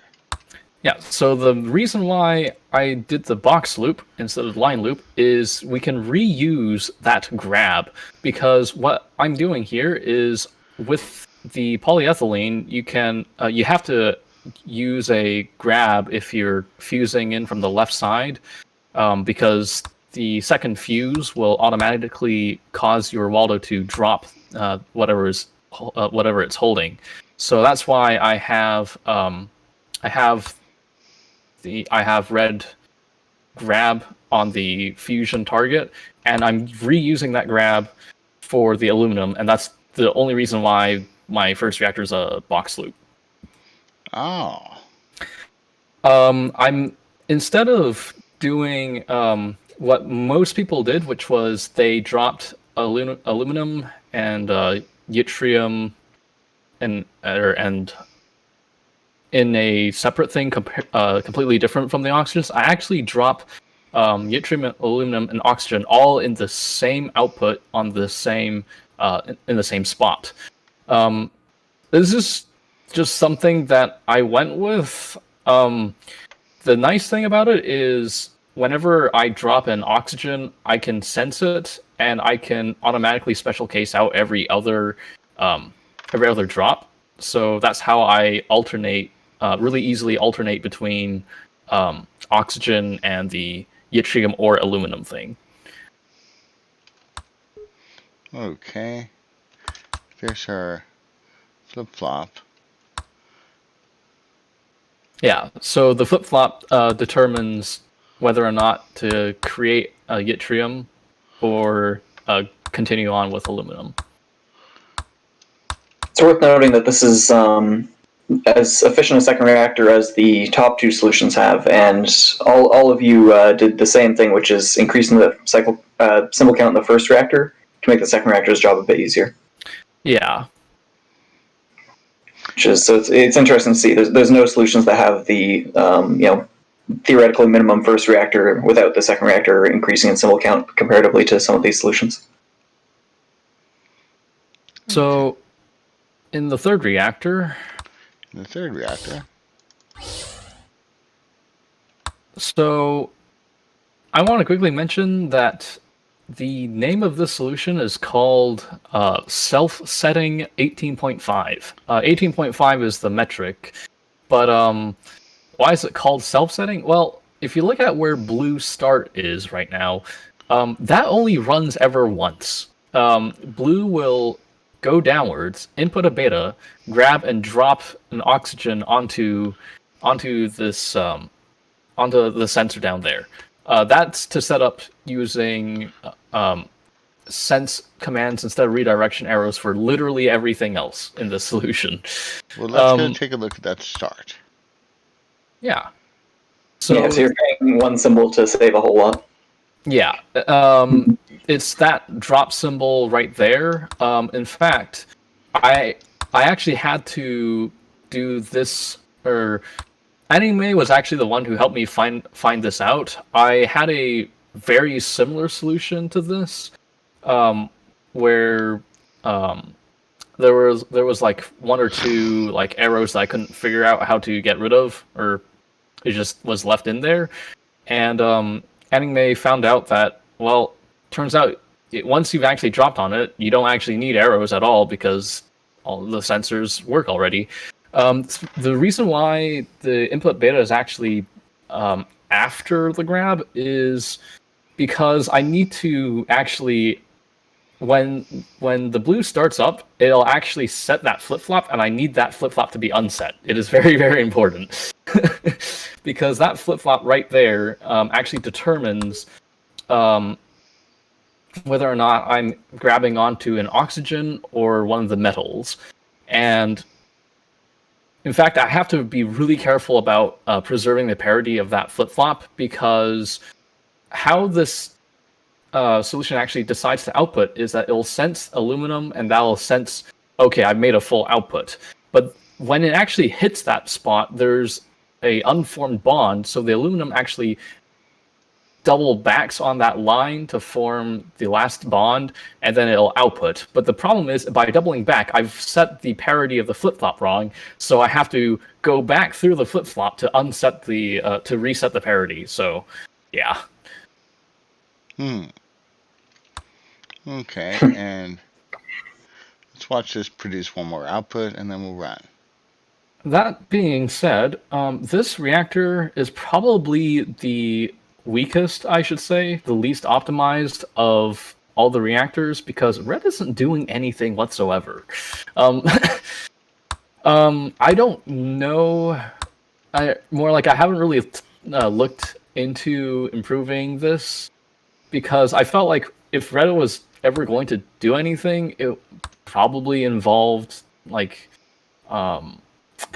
something like a lot more sensors, and I feel like that might have increased symbol count, but it was a solution space that I didn't really look into. You're only using one bonder anyway, so a bond stall wouldn't help, and often using 2 aldos just means extra maintenance. Yeah, so here's the double back over bond plus. It'll set that flip-flop, and then I'll unset it. Let's let this one run to completion.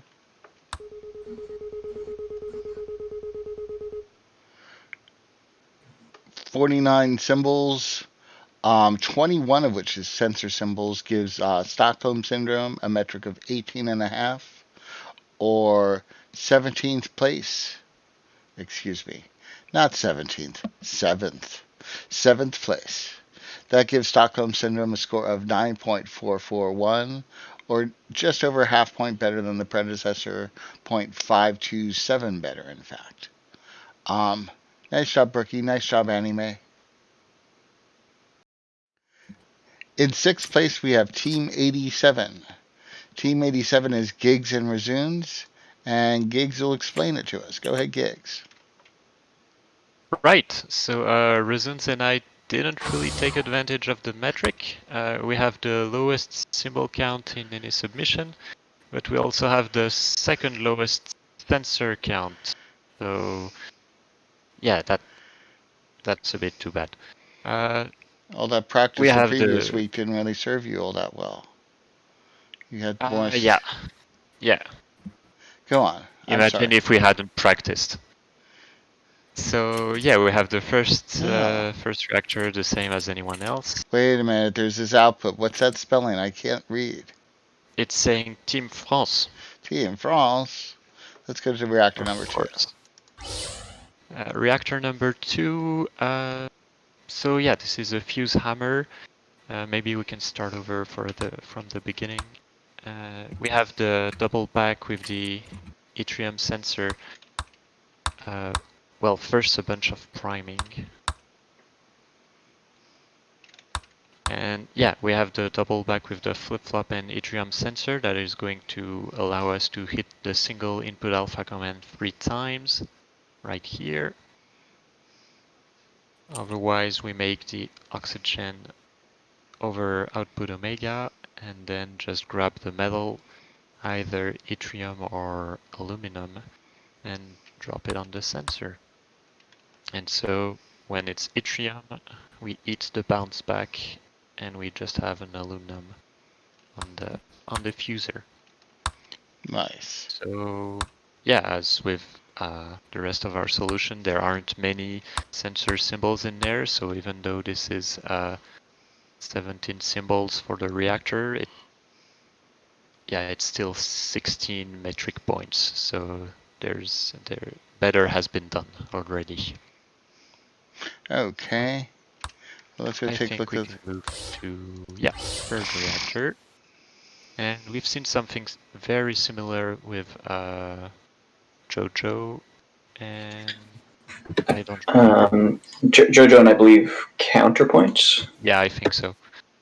So we have the lightning shaped bonders. We have a bond plus hammer and the bond minus just over the bonders to get rid of that unwanted bond between yttrium and aluminum in the middle of both sticks. And otherwise, yeah, we've seen similar reactors before. This is also a 17 symbols reactor, but with only 2 sensor symbols. Okay. And yeah, so I want to really credit Resunes on this solution. He really did most of the work. I was very busy in the first part of the week and then try to catch back, but most of the work was already done and I couldn't really find anything better before the deadline.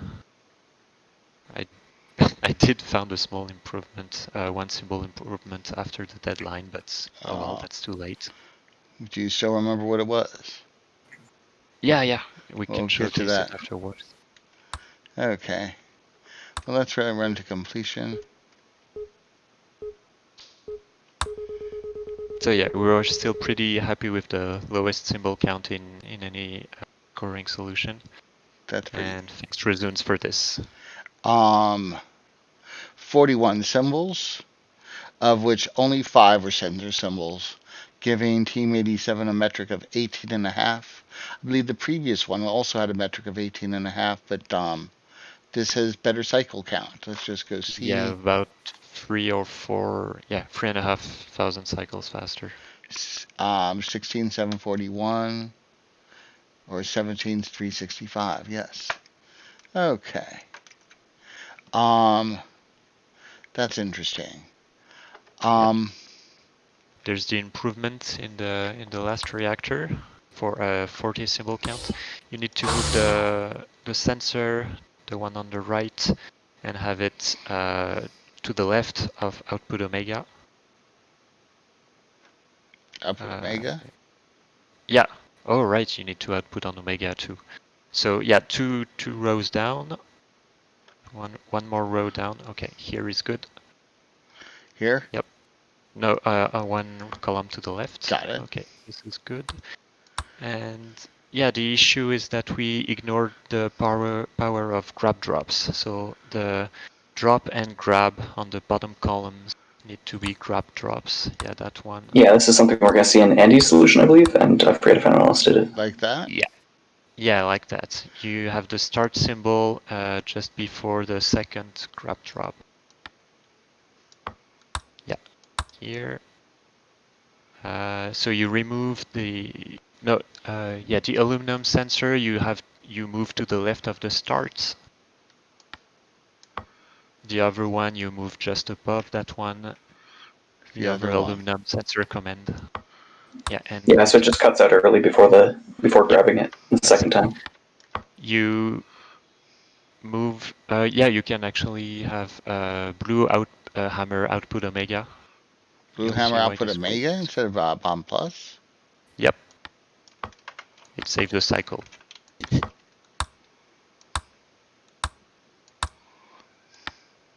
Right. The red bond minus turns into bond plus. And yeah, because of the way this works, you need actually 2 input beta symbols. So you need a second one, and both need to go on the right of the loop. So you remove the output omega on red and put input beta instead, and that should work. You just need to move the pipe so that it outputs on omega.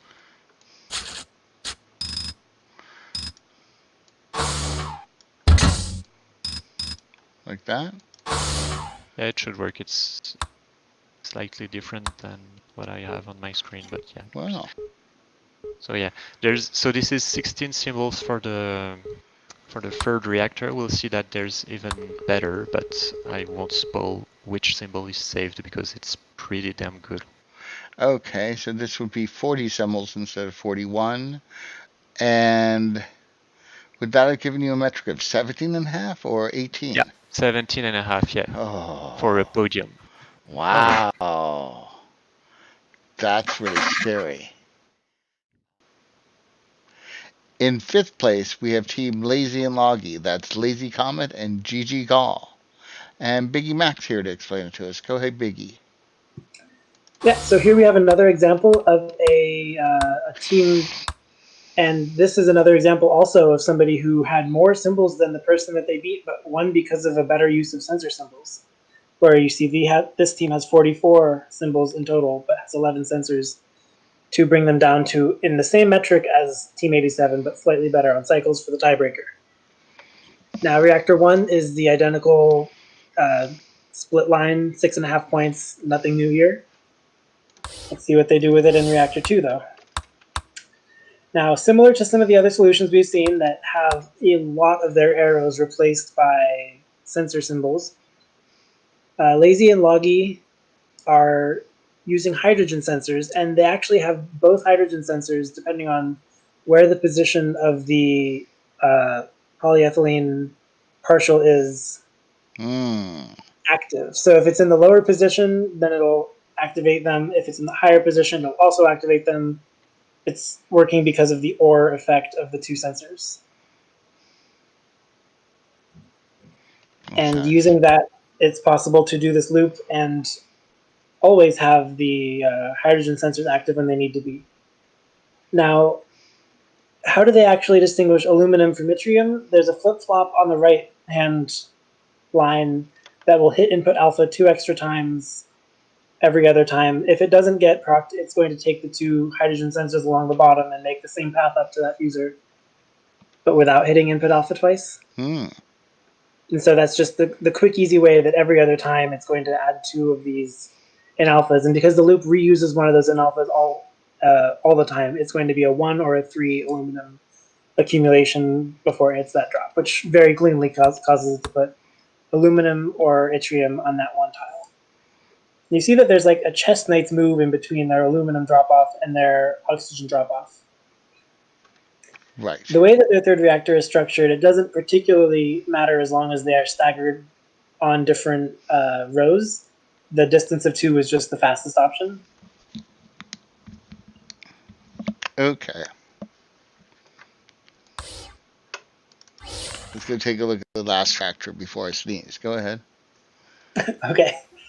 So I know that Gigi Gall is infamous for having grab drops that don't need to be grab drops. In this solution, only that one at the very bottom corner of Red's loop, the bottom left corner, is grab only. All the other ones are actually grabs and drops depending on state of the loop. So this is using the grab and the drop functionality of most of the symbols pretty well, and that's good to see. Now you see that they hit input beta over a bounce back.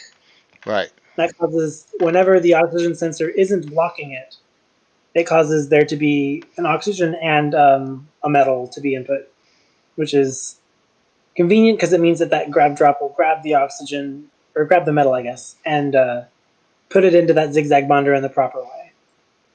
Now, to avoid needing a second bond, because they're not doing a bond hammer on blue like some of the other solutions are, they instead use the fact that the oxygen sensor is now blocking you from new inputs, and they hit the bond again. So they reuse that sensor, or they reuse that bond plus by adding a single sensor to block the input portion of their loop, and I think that's pretty elegant. Now, is this output, could it have been over here?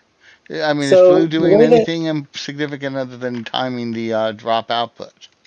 The way that they're doing this, they actually drop the partial product at one point in the middle of the loop, such that it would cover the output zone, and it would be completely output if there was an output right there. So not this pass, but the one afterwards. This drop would be unsafe to have any output hammer or output command happening. Oh. And they don't grab it until the next pass around, which doesn't matter because the bond that is formed isn't formed until the second metal oxygen pair comes in anyway. But it allows them to do the extra loop once for that extra bond plus, and it all works out nicely enough. And the fact that Blue has to do this 2 sensor bounce back is only actually costing 2 blue symbols in total. One for the pair of sensors and one for the out omega, which would have happened on red anyway. Okay, so here's the blue being freed up because of the aluminum there, and there's the drop output. So I don't think there's a way to save a symbol that I could easily see. Maybe Giggs saw something, but this is as symbol optimized as this approach can take, and the fact that blue gets the output on the same cycle that red drops is just better for cycles. Well, let's run to completion. Lazy and Logggy use 44 symbols. 11 are sensor commands for a metric of 18.5. That gives Lazy and Logggy a score of 9.664 and 5th place. An improvement of 0.111 better. Yes, another tie for 18.5 metric. In fourth place, we have Team Zought, which is Zig and Tough Thought. And conveniently, we have Zig here to explain it to us. Go ahead, Zig. All right. So the first reactor is bread and butter. We've seen this, and it just puts split aluminums. Next reactor is accepting those on different tiles, and it's doing basically a similar thing with the reusing that we've seen before, where it does 2 alpha inputs extra sometimes, and creates the yttrium. And apart from that, this is pretty standard. One weird thing that we did was it brings the molecule all the way over to the output zone. That saves on a drop. It does mean we have to grab it on the other side, but this worked out more conveniently for some optimizations. And I'll have to throw credit to, I think Tough Thought was most of the final iteration of this reactor. But yeah, this is pretty efficient about using sensors because of the fact that the carbon is always on a sensor, thanks to the fact that we can afford to have 2 sensors here. Yeah, this isn't as efficient as some of the other reactor 2s, just because of slight inefficiencies, like the fact that we need to have that second grab. That's something that we'll see in later solutions that they don't need.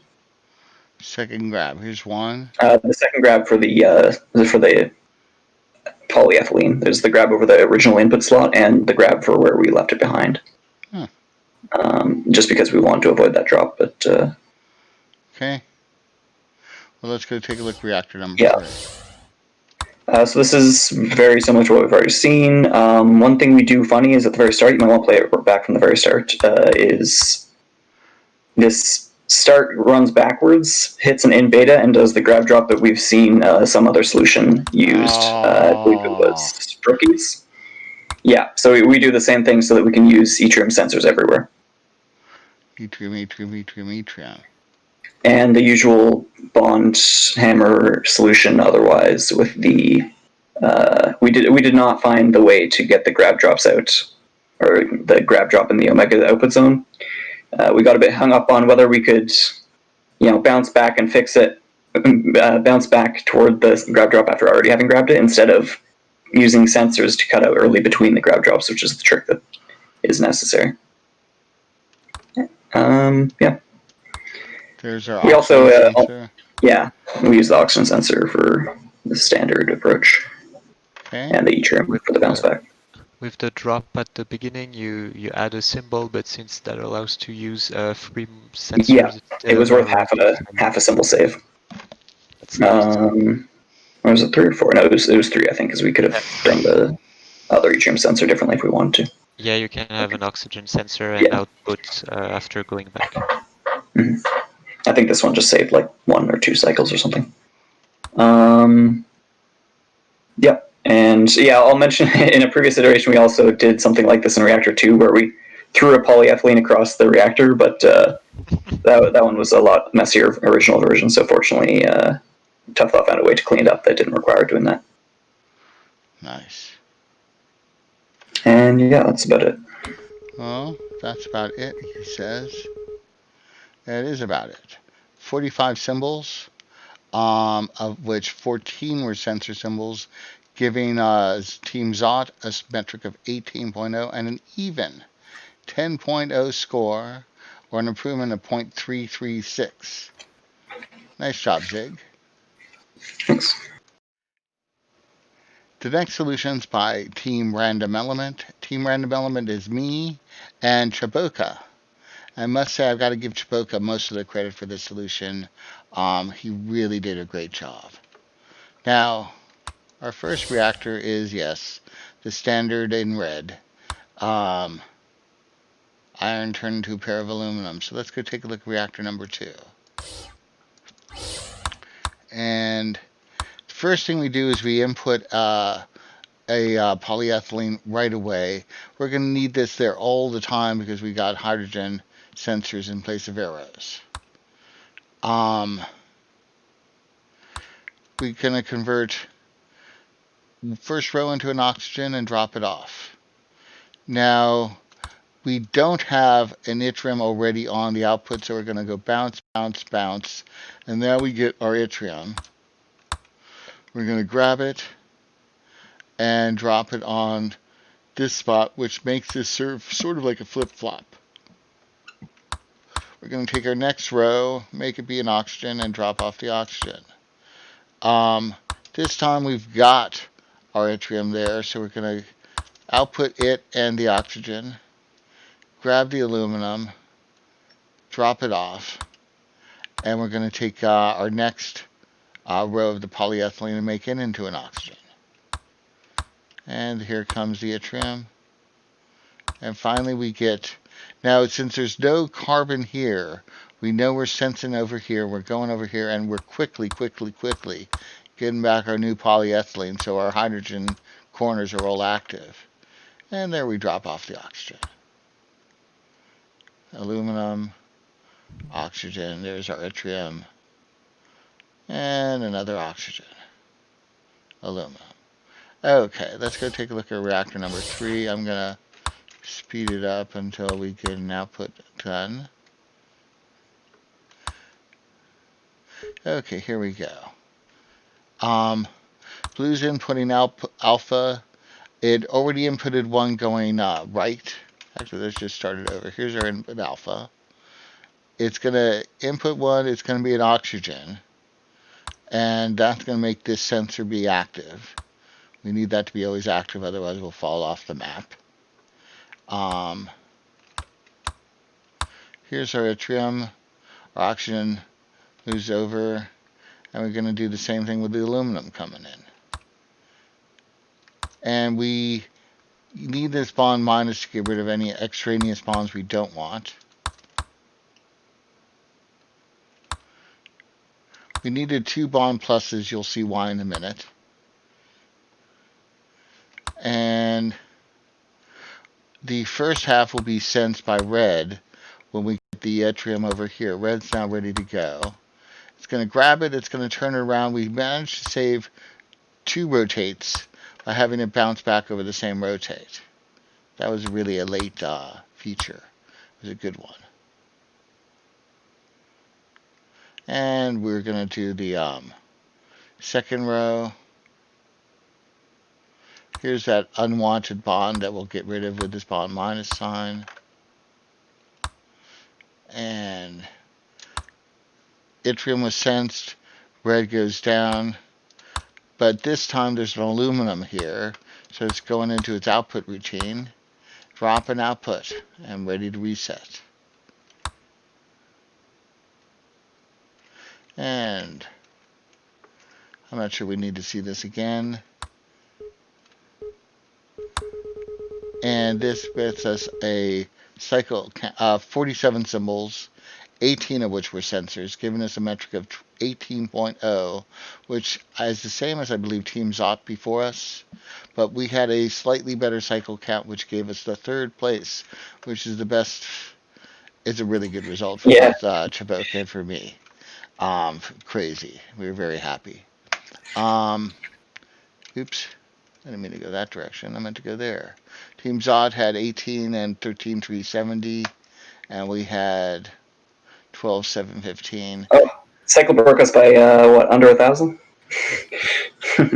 Yeah, it was very close. Nice. Could have been. And if Giggs had got his 70.5 solution, that would have been even better, or worse, depending on who you are. Anyhow, thank you, Chaboka. That was fun. And like I said, he deserves a lot of the credit, most of it. Dare I say nearly all of it for this solution. Thank you very much. Guess I tipped my hand when I showed off the sidebar. Sir has 2nd place with this solution, and Giggs is going to explain it to us. Go ahead, Giggs. Right, Sir is doing the variation on the standard approach, which is to output an iron sometimes and 2 aluminums at other times. So this does cost a bit of points in the first reactor, but it allows for a nifty trick in the second one. The first reactor scores 7.5 metric points instead of the usual 6.5 or 7, depending on whether you're doing a line or a box, but it's still pretty low. And in the second reactor, you'll see that there's no need for a clever flip-flop bounce back and yttrium sensor if you're outputting an iron, because then you just have an iron bounce back and you input the aluminum and you have the yttrium.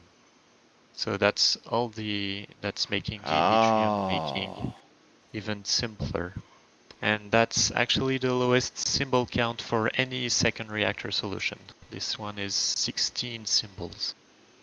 And yeah, the tricks that are done that we don't see in other solutions, apart from the iron bounce back, it is the merged grab drop at the bottom right. So this acts both as a drop for the metals, yttrium and aluminum, but also as a grab for the leftover polyethylene. So those are two really nice tricks. Yeah. And yeah, the input beta condition is just the absence of a hydrogen on the bottom left sensor. We'll see on the next one. And yeah, this is also a needed grab drop. And so there's our second reactor. It's the best second reactor in any submission. Okay, well, let's go see the third reactor. The third one is a slightly better version of what Team Random Element just did. Well, the Waldo colors are swapped, but that's not relevant, I think. We have red going in a line, inputting alpha, and doing the bond minus bond plus. This one manages to have a single bond plus command, and yeah, that's because the timing is right for red to hit the only bond plus command a second time. We'll see when the output is done. And after our first half, there's the rotation with a double back on the rotate.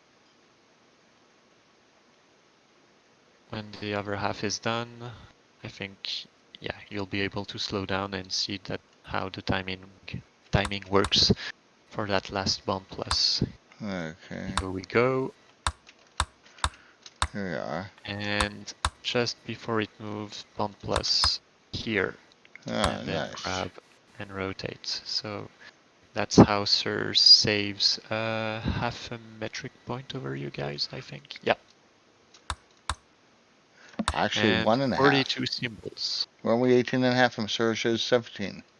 Oh yeah, I meant just in the third reactor. Ah. Sir scores 14.5 and you guys scored 15.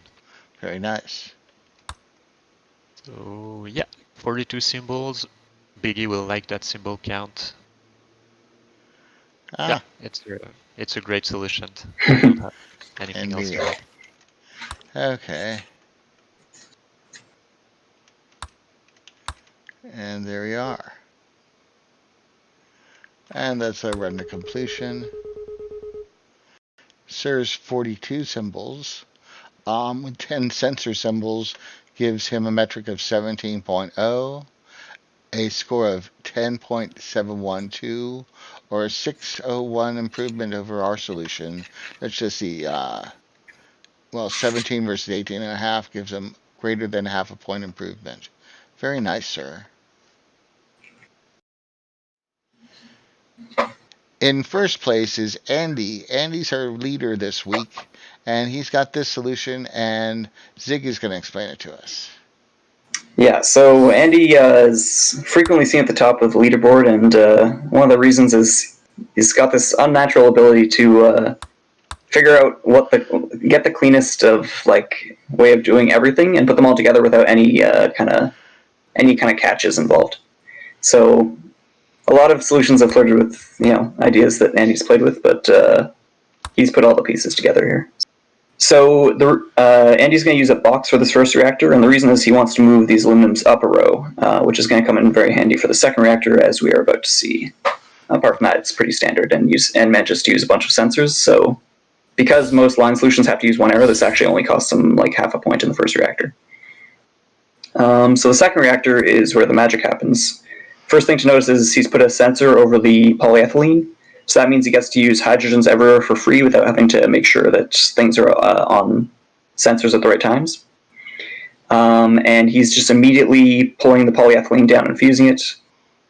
And using, for the metals, a bounce back that will detect yttrium, which will decide whether it needs to create the aluminum, or sorry, it will bounce back if there's already an yttrium in the output. So that's how he distinguishes the two cases. We'll eat that triple bounce back instead of usually it'll do a triple bounce back with the flip flop to hit the in beta 3 times. Okay. That's something we've seen other solutions do. And it will, apart from that, just put everything in, as with all the other solutions, you want to have the oxygen one row above the yttrium and aluminum, all the other ones that do a similar third reactor to this one. Yeah, but the polyethylene is just handled very cleanly in the solution, which is makes the second reactor quite efficient. And then the third reactor is where we're going to see some real savings too. And why is it important for the aluminum to be in the top row again? Explain it. It's important because there's not enough space for that bounce back on the input, I believe. Like, he runs out of rows when he's pulling straight down, fusing, and that fourth row has... The way I understand it is because if you need to move the polyethylene 2 rows down, then you can't, you lose symbols on the grab and the sensor too. You need to fuse, make the oxygen just 1 row above, well, 1 row under the input beta. Oh, you're right. I'm sorry, I explained the solution badly. I was misunderstanding that. I thought it was because the input that he bounces up from was in the way of that 4th row. But yes, otherwise it just wouldn't work because it would move the polyethylene input down by an extra row if it moved too far. Got it.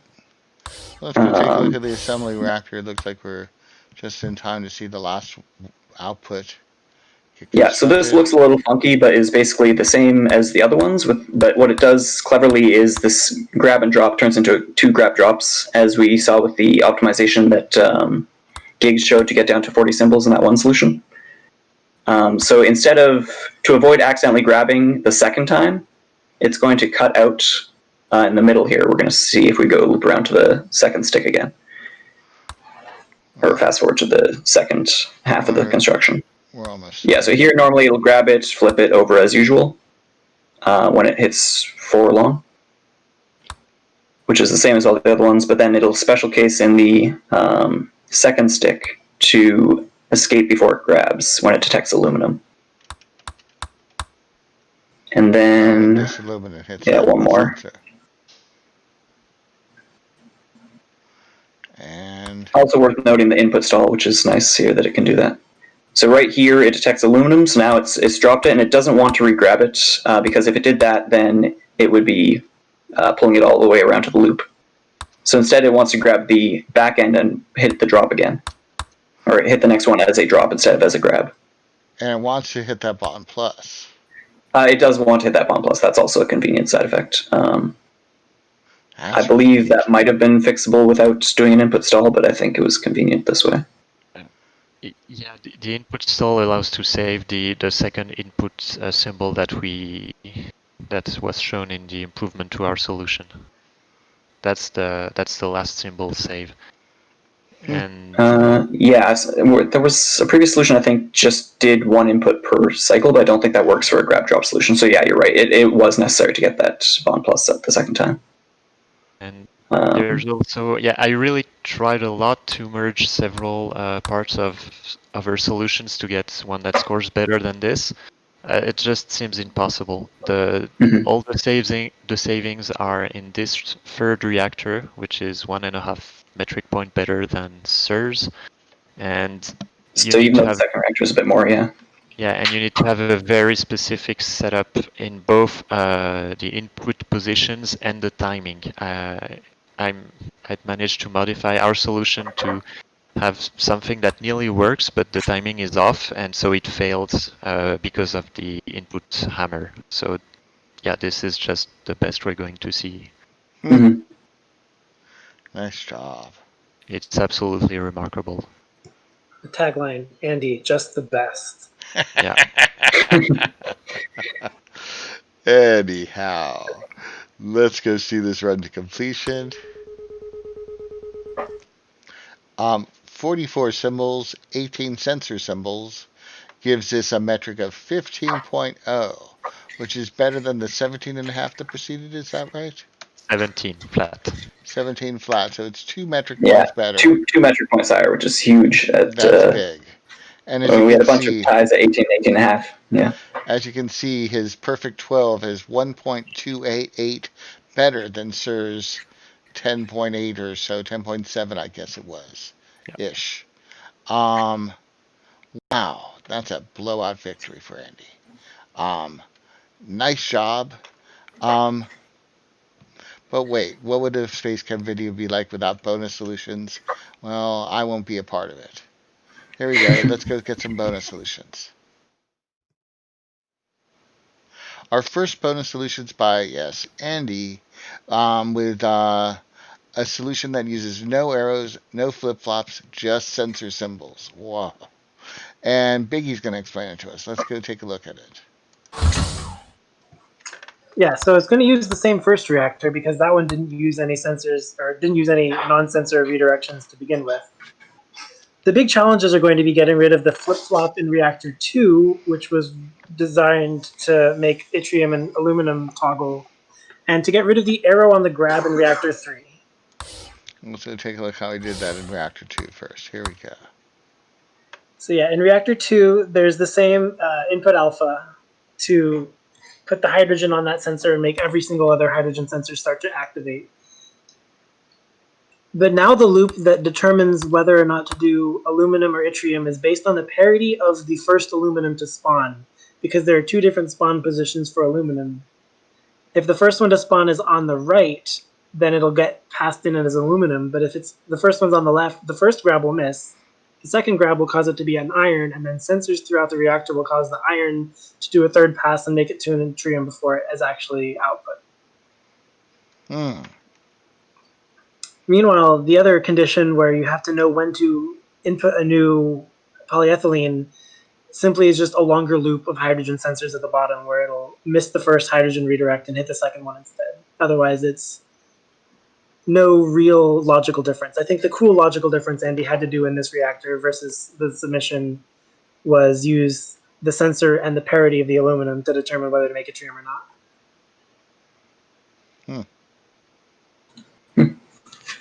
Okay, well, let's go take a look at reactor number 3.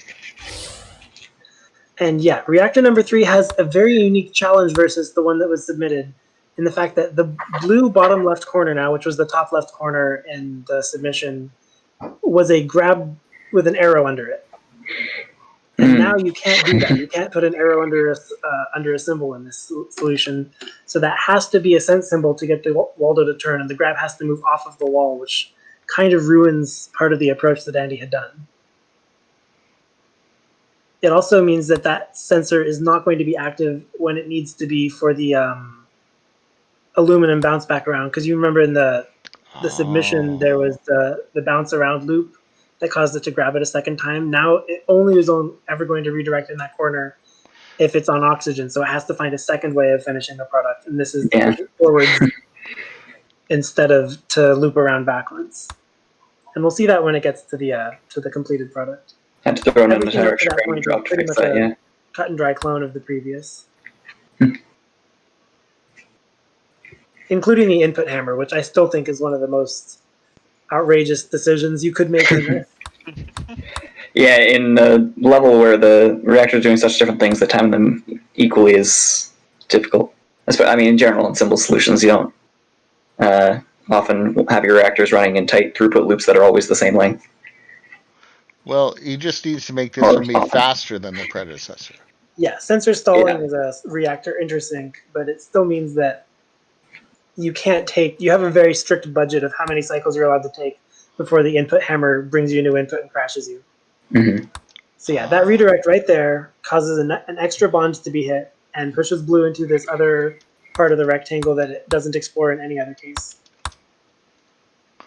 Oh, and here's And our then oxygen sensor. Yeah, it gets back into the loop just by the same sync stall. Nice. So the fact that Andy was able to get to a metric of 18 without using a single arrow or flip-flop, and the flip-flop one is also mind-blowing given the toggle on Reactor 2 needed. This is just, it's a real good flex. Good job, Andy.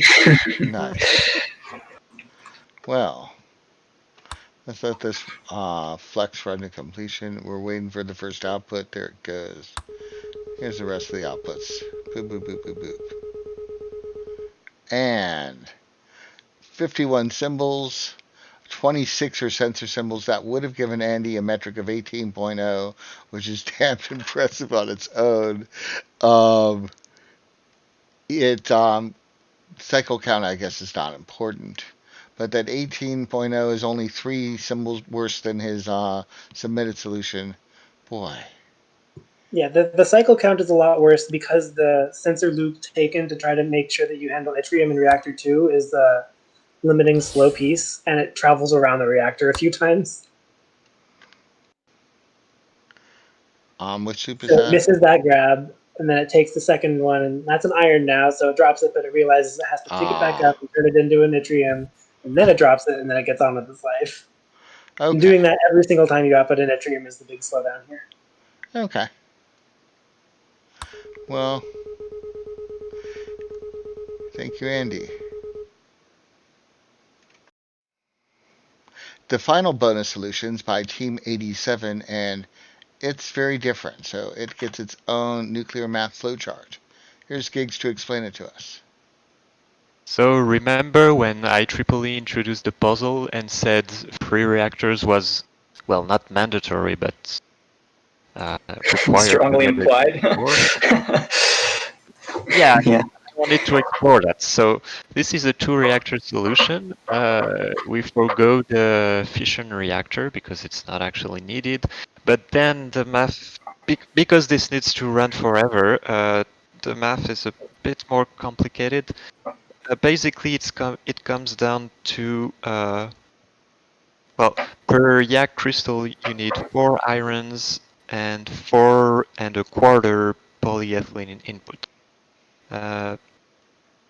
Yeah, I think we can make aluminum from from polyethylene by using either the carbon sticks.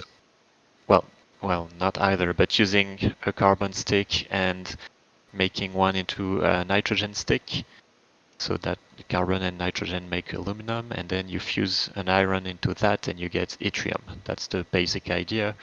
And then you have all the hydrogen to handle, and I think, yeah, seeing it in motion will give a better idea of what happens. Okay. Here we go. Let's go see it in motion. Now, were you guys still focused on optimizing symbols for this one? I mean, obviously it's going to be high because it's not easy, but I'm just curious. I just made just a wanted something working. prototype Yeah. and kind of symbol optimized it, but yeah, I didn't redesign anything. Yeah, fair enough. Okay. So yeah, there's just a bit of priming at the beginning. So that was the part of the symbol optimization.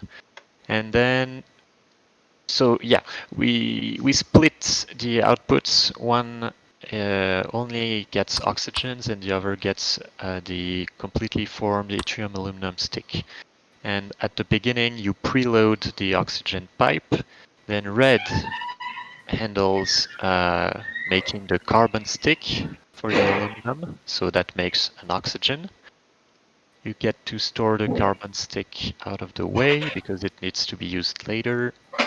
So you drop it on the sensor so that you can use a sensor command later. And so this is making the nitrogen. So you're left with a beryllium on one fuser. That's just in the way.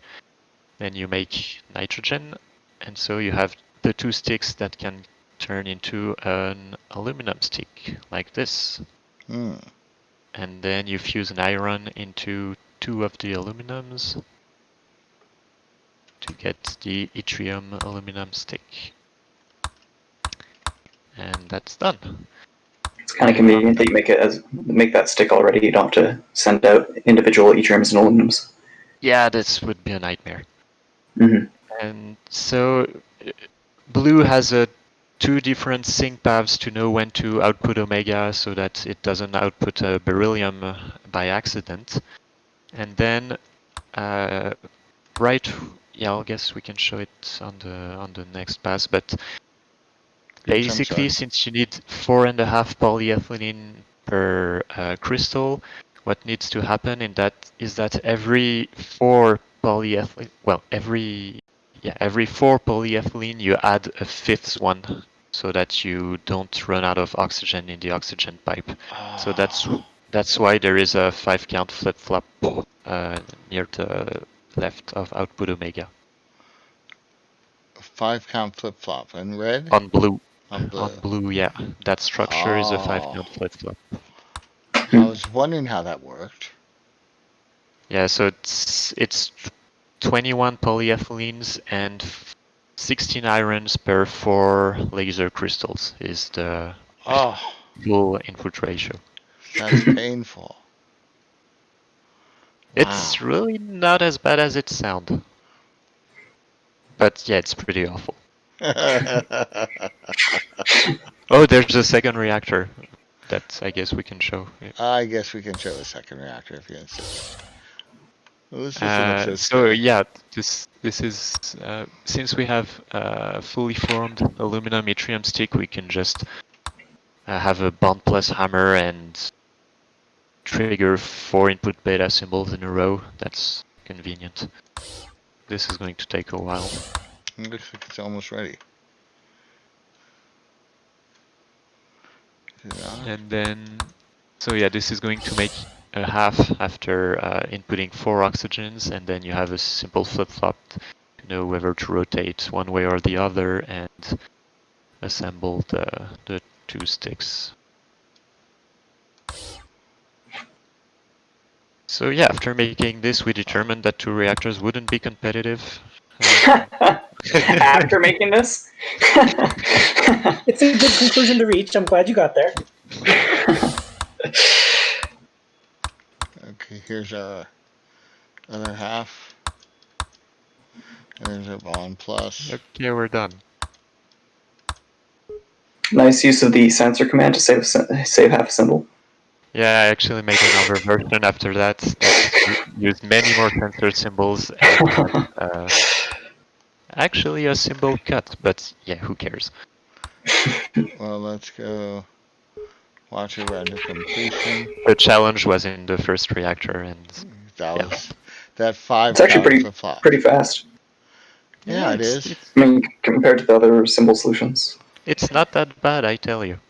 129 symbols, 3 of which are sensors, and yep, that gives a metric of 107.5 with a 2-reactor solution. This is just a point worse than bavarium. Yeah, very interesting. Well, thank you. That was fun. The only thing left to do is to show the results. So here they are. For round 8, we have these. JoJo brought number 10th position. Counterpoint at number 9 and DariusOne at number 8. Team Stockholm Syndrome, which is brookieoz and Anime, got 7th position. Team 87 is Gigs and Razuns, and they are in 6th place. Lazy Logggy, that's Lazy Comet and GG Gall at 5th place. Team Zought. Team Zought is Zig and Tough Thought at 4th. And woohoo, Team Random Element, which is me and Chaboka at 3rd place. The top 2 is no surprise. We have Sir at 2nd. And Andy is our round winner at 1st place. Nice job, everybody. Our current standings after 8 rounds are here. Zig's in 10th place. Nice job, Zig. Lazy Comet at 9th. Dariush at 8th. GG Gall is holding up 7th place, and Gigs here has 6th. Brookieoz. Brookieoz is 5th place. Resunes, Gigs' partner, is in 4th place. Tough Thought in 3rd. Sur in 2nd. And Andy in 1st. This has been Rexkix. I have Biggie Mac with me. Yep. Brookieoz. I've also got, not with me anymore, but IEEE did the puzzle introduction. I've got Gigs. Yes, thanks for hosting. Oh, right on. And Zig. Hey. Yeah, thanks. And thank you all for watching. This has been round 8. There's only 9 rounds, so there should be, hopefully, one more video to watch. Thank you, everybody. Bye-bye. Now, Brookie, your wealth of knowledge. You mentioned that yttrium was a metal. I never even thought of it. Is yttrium used for anything in the real world?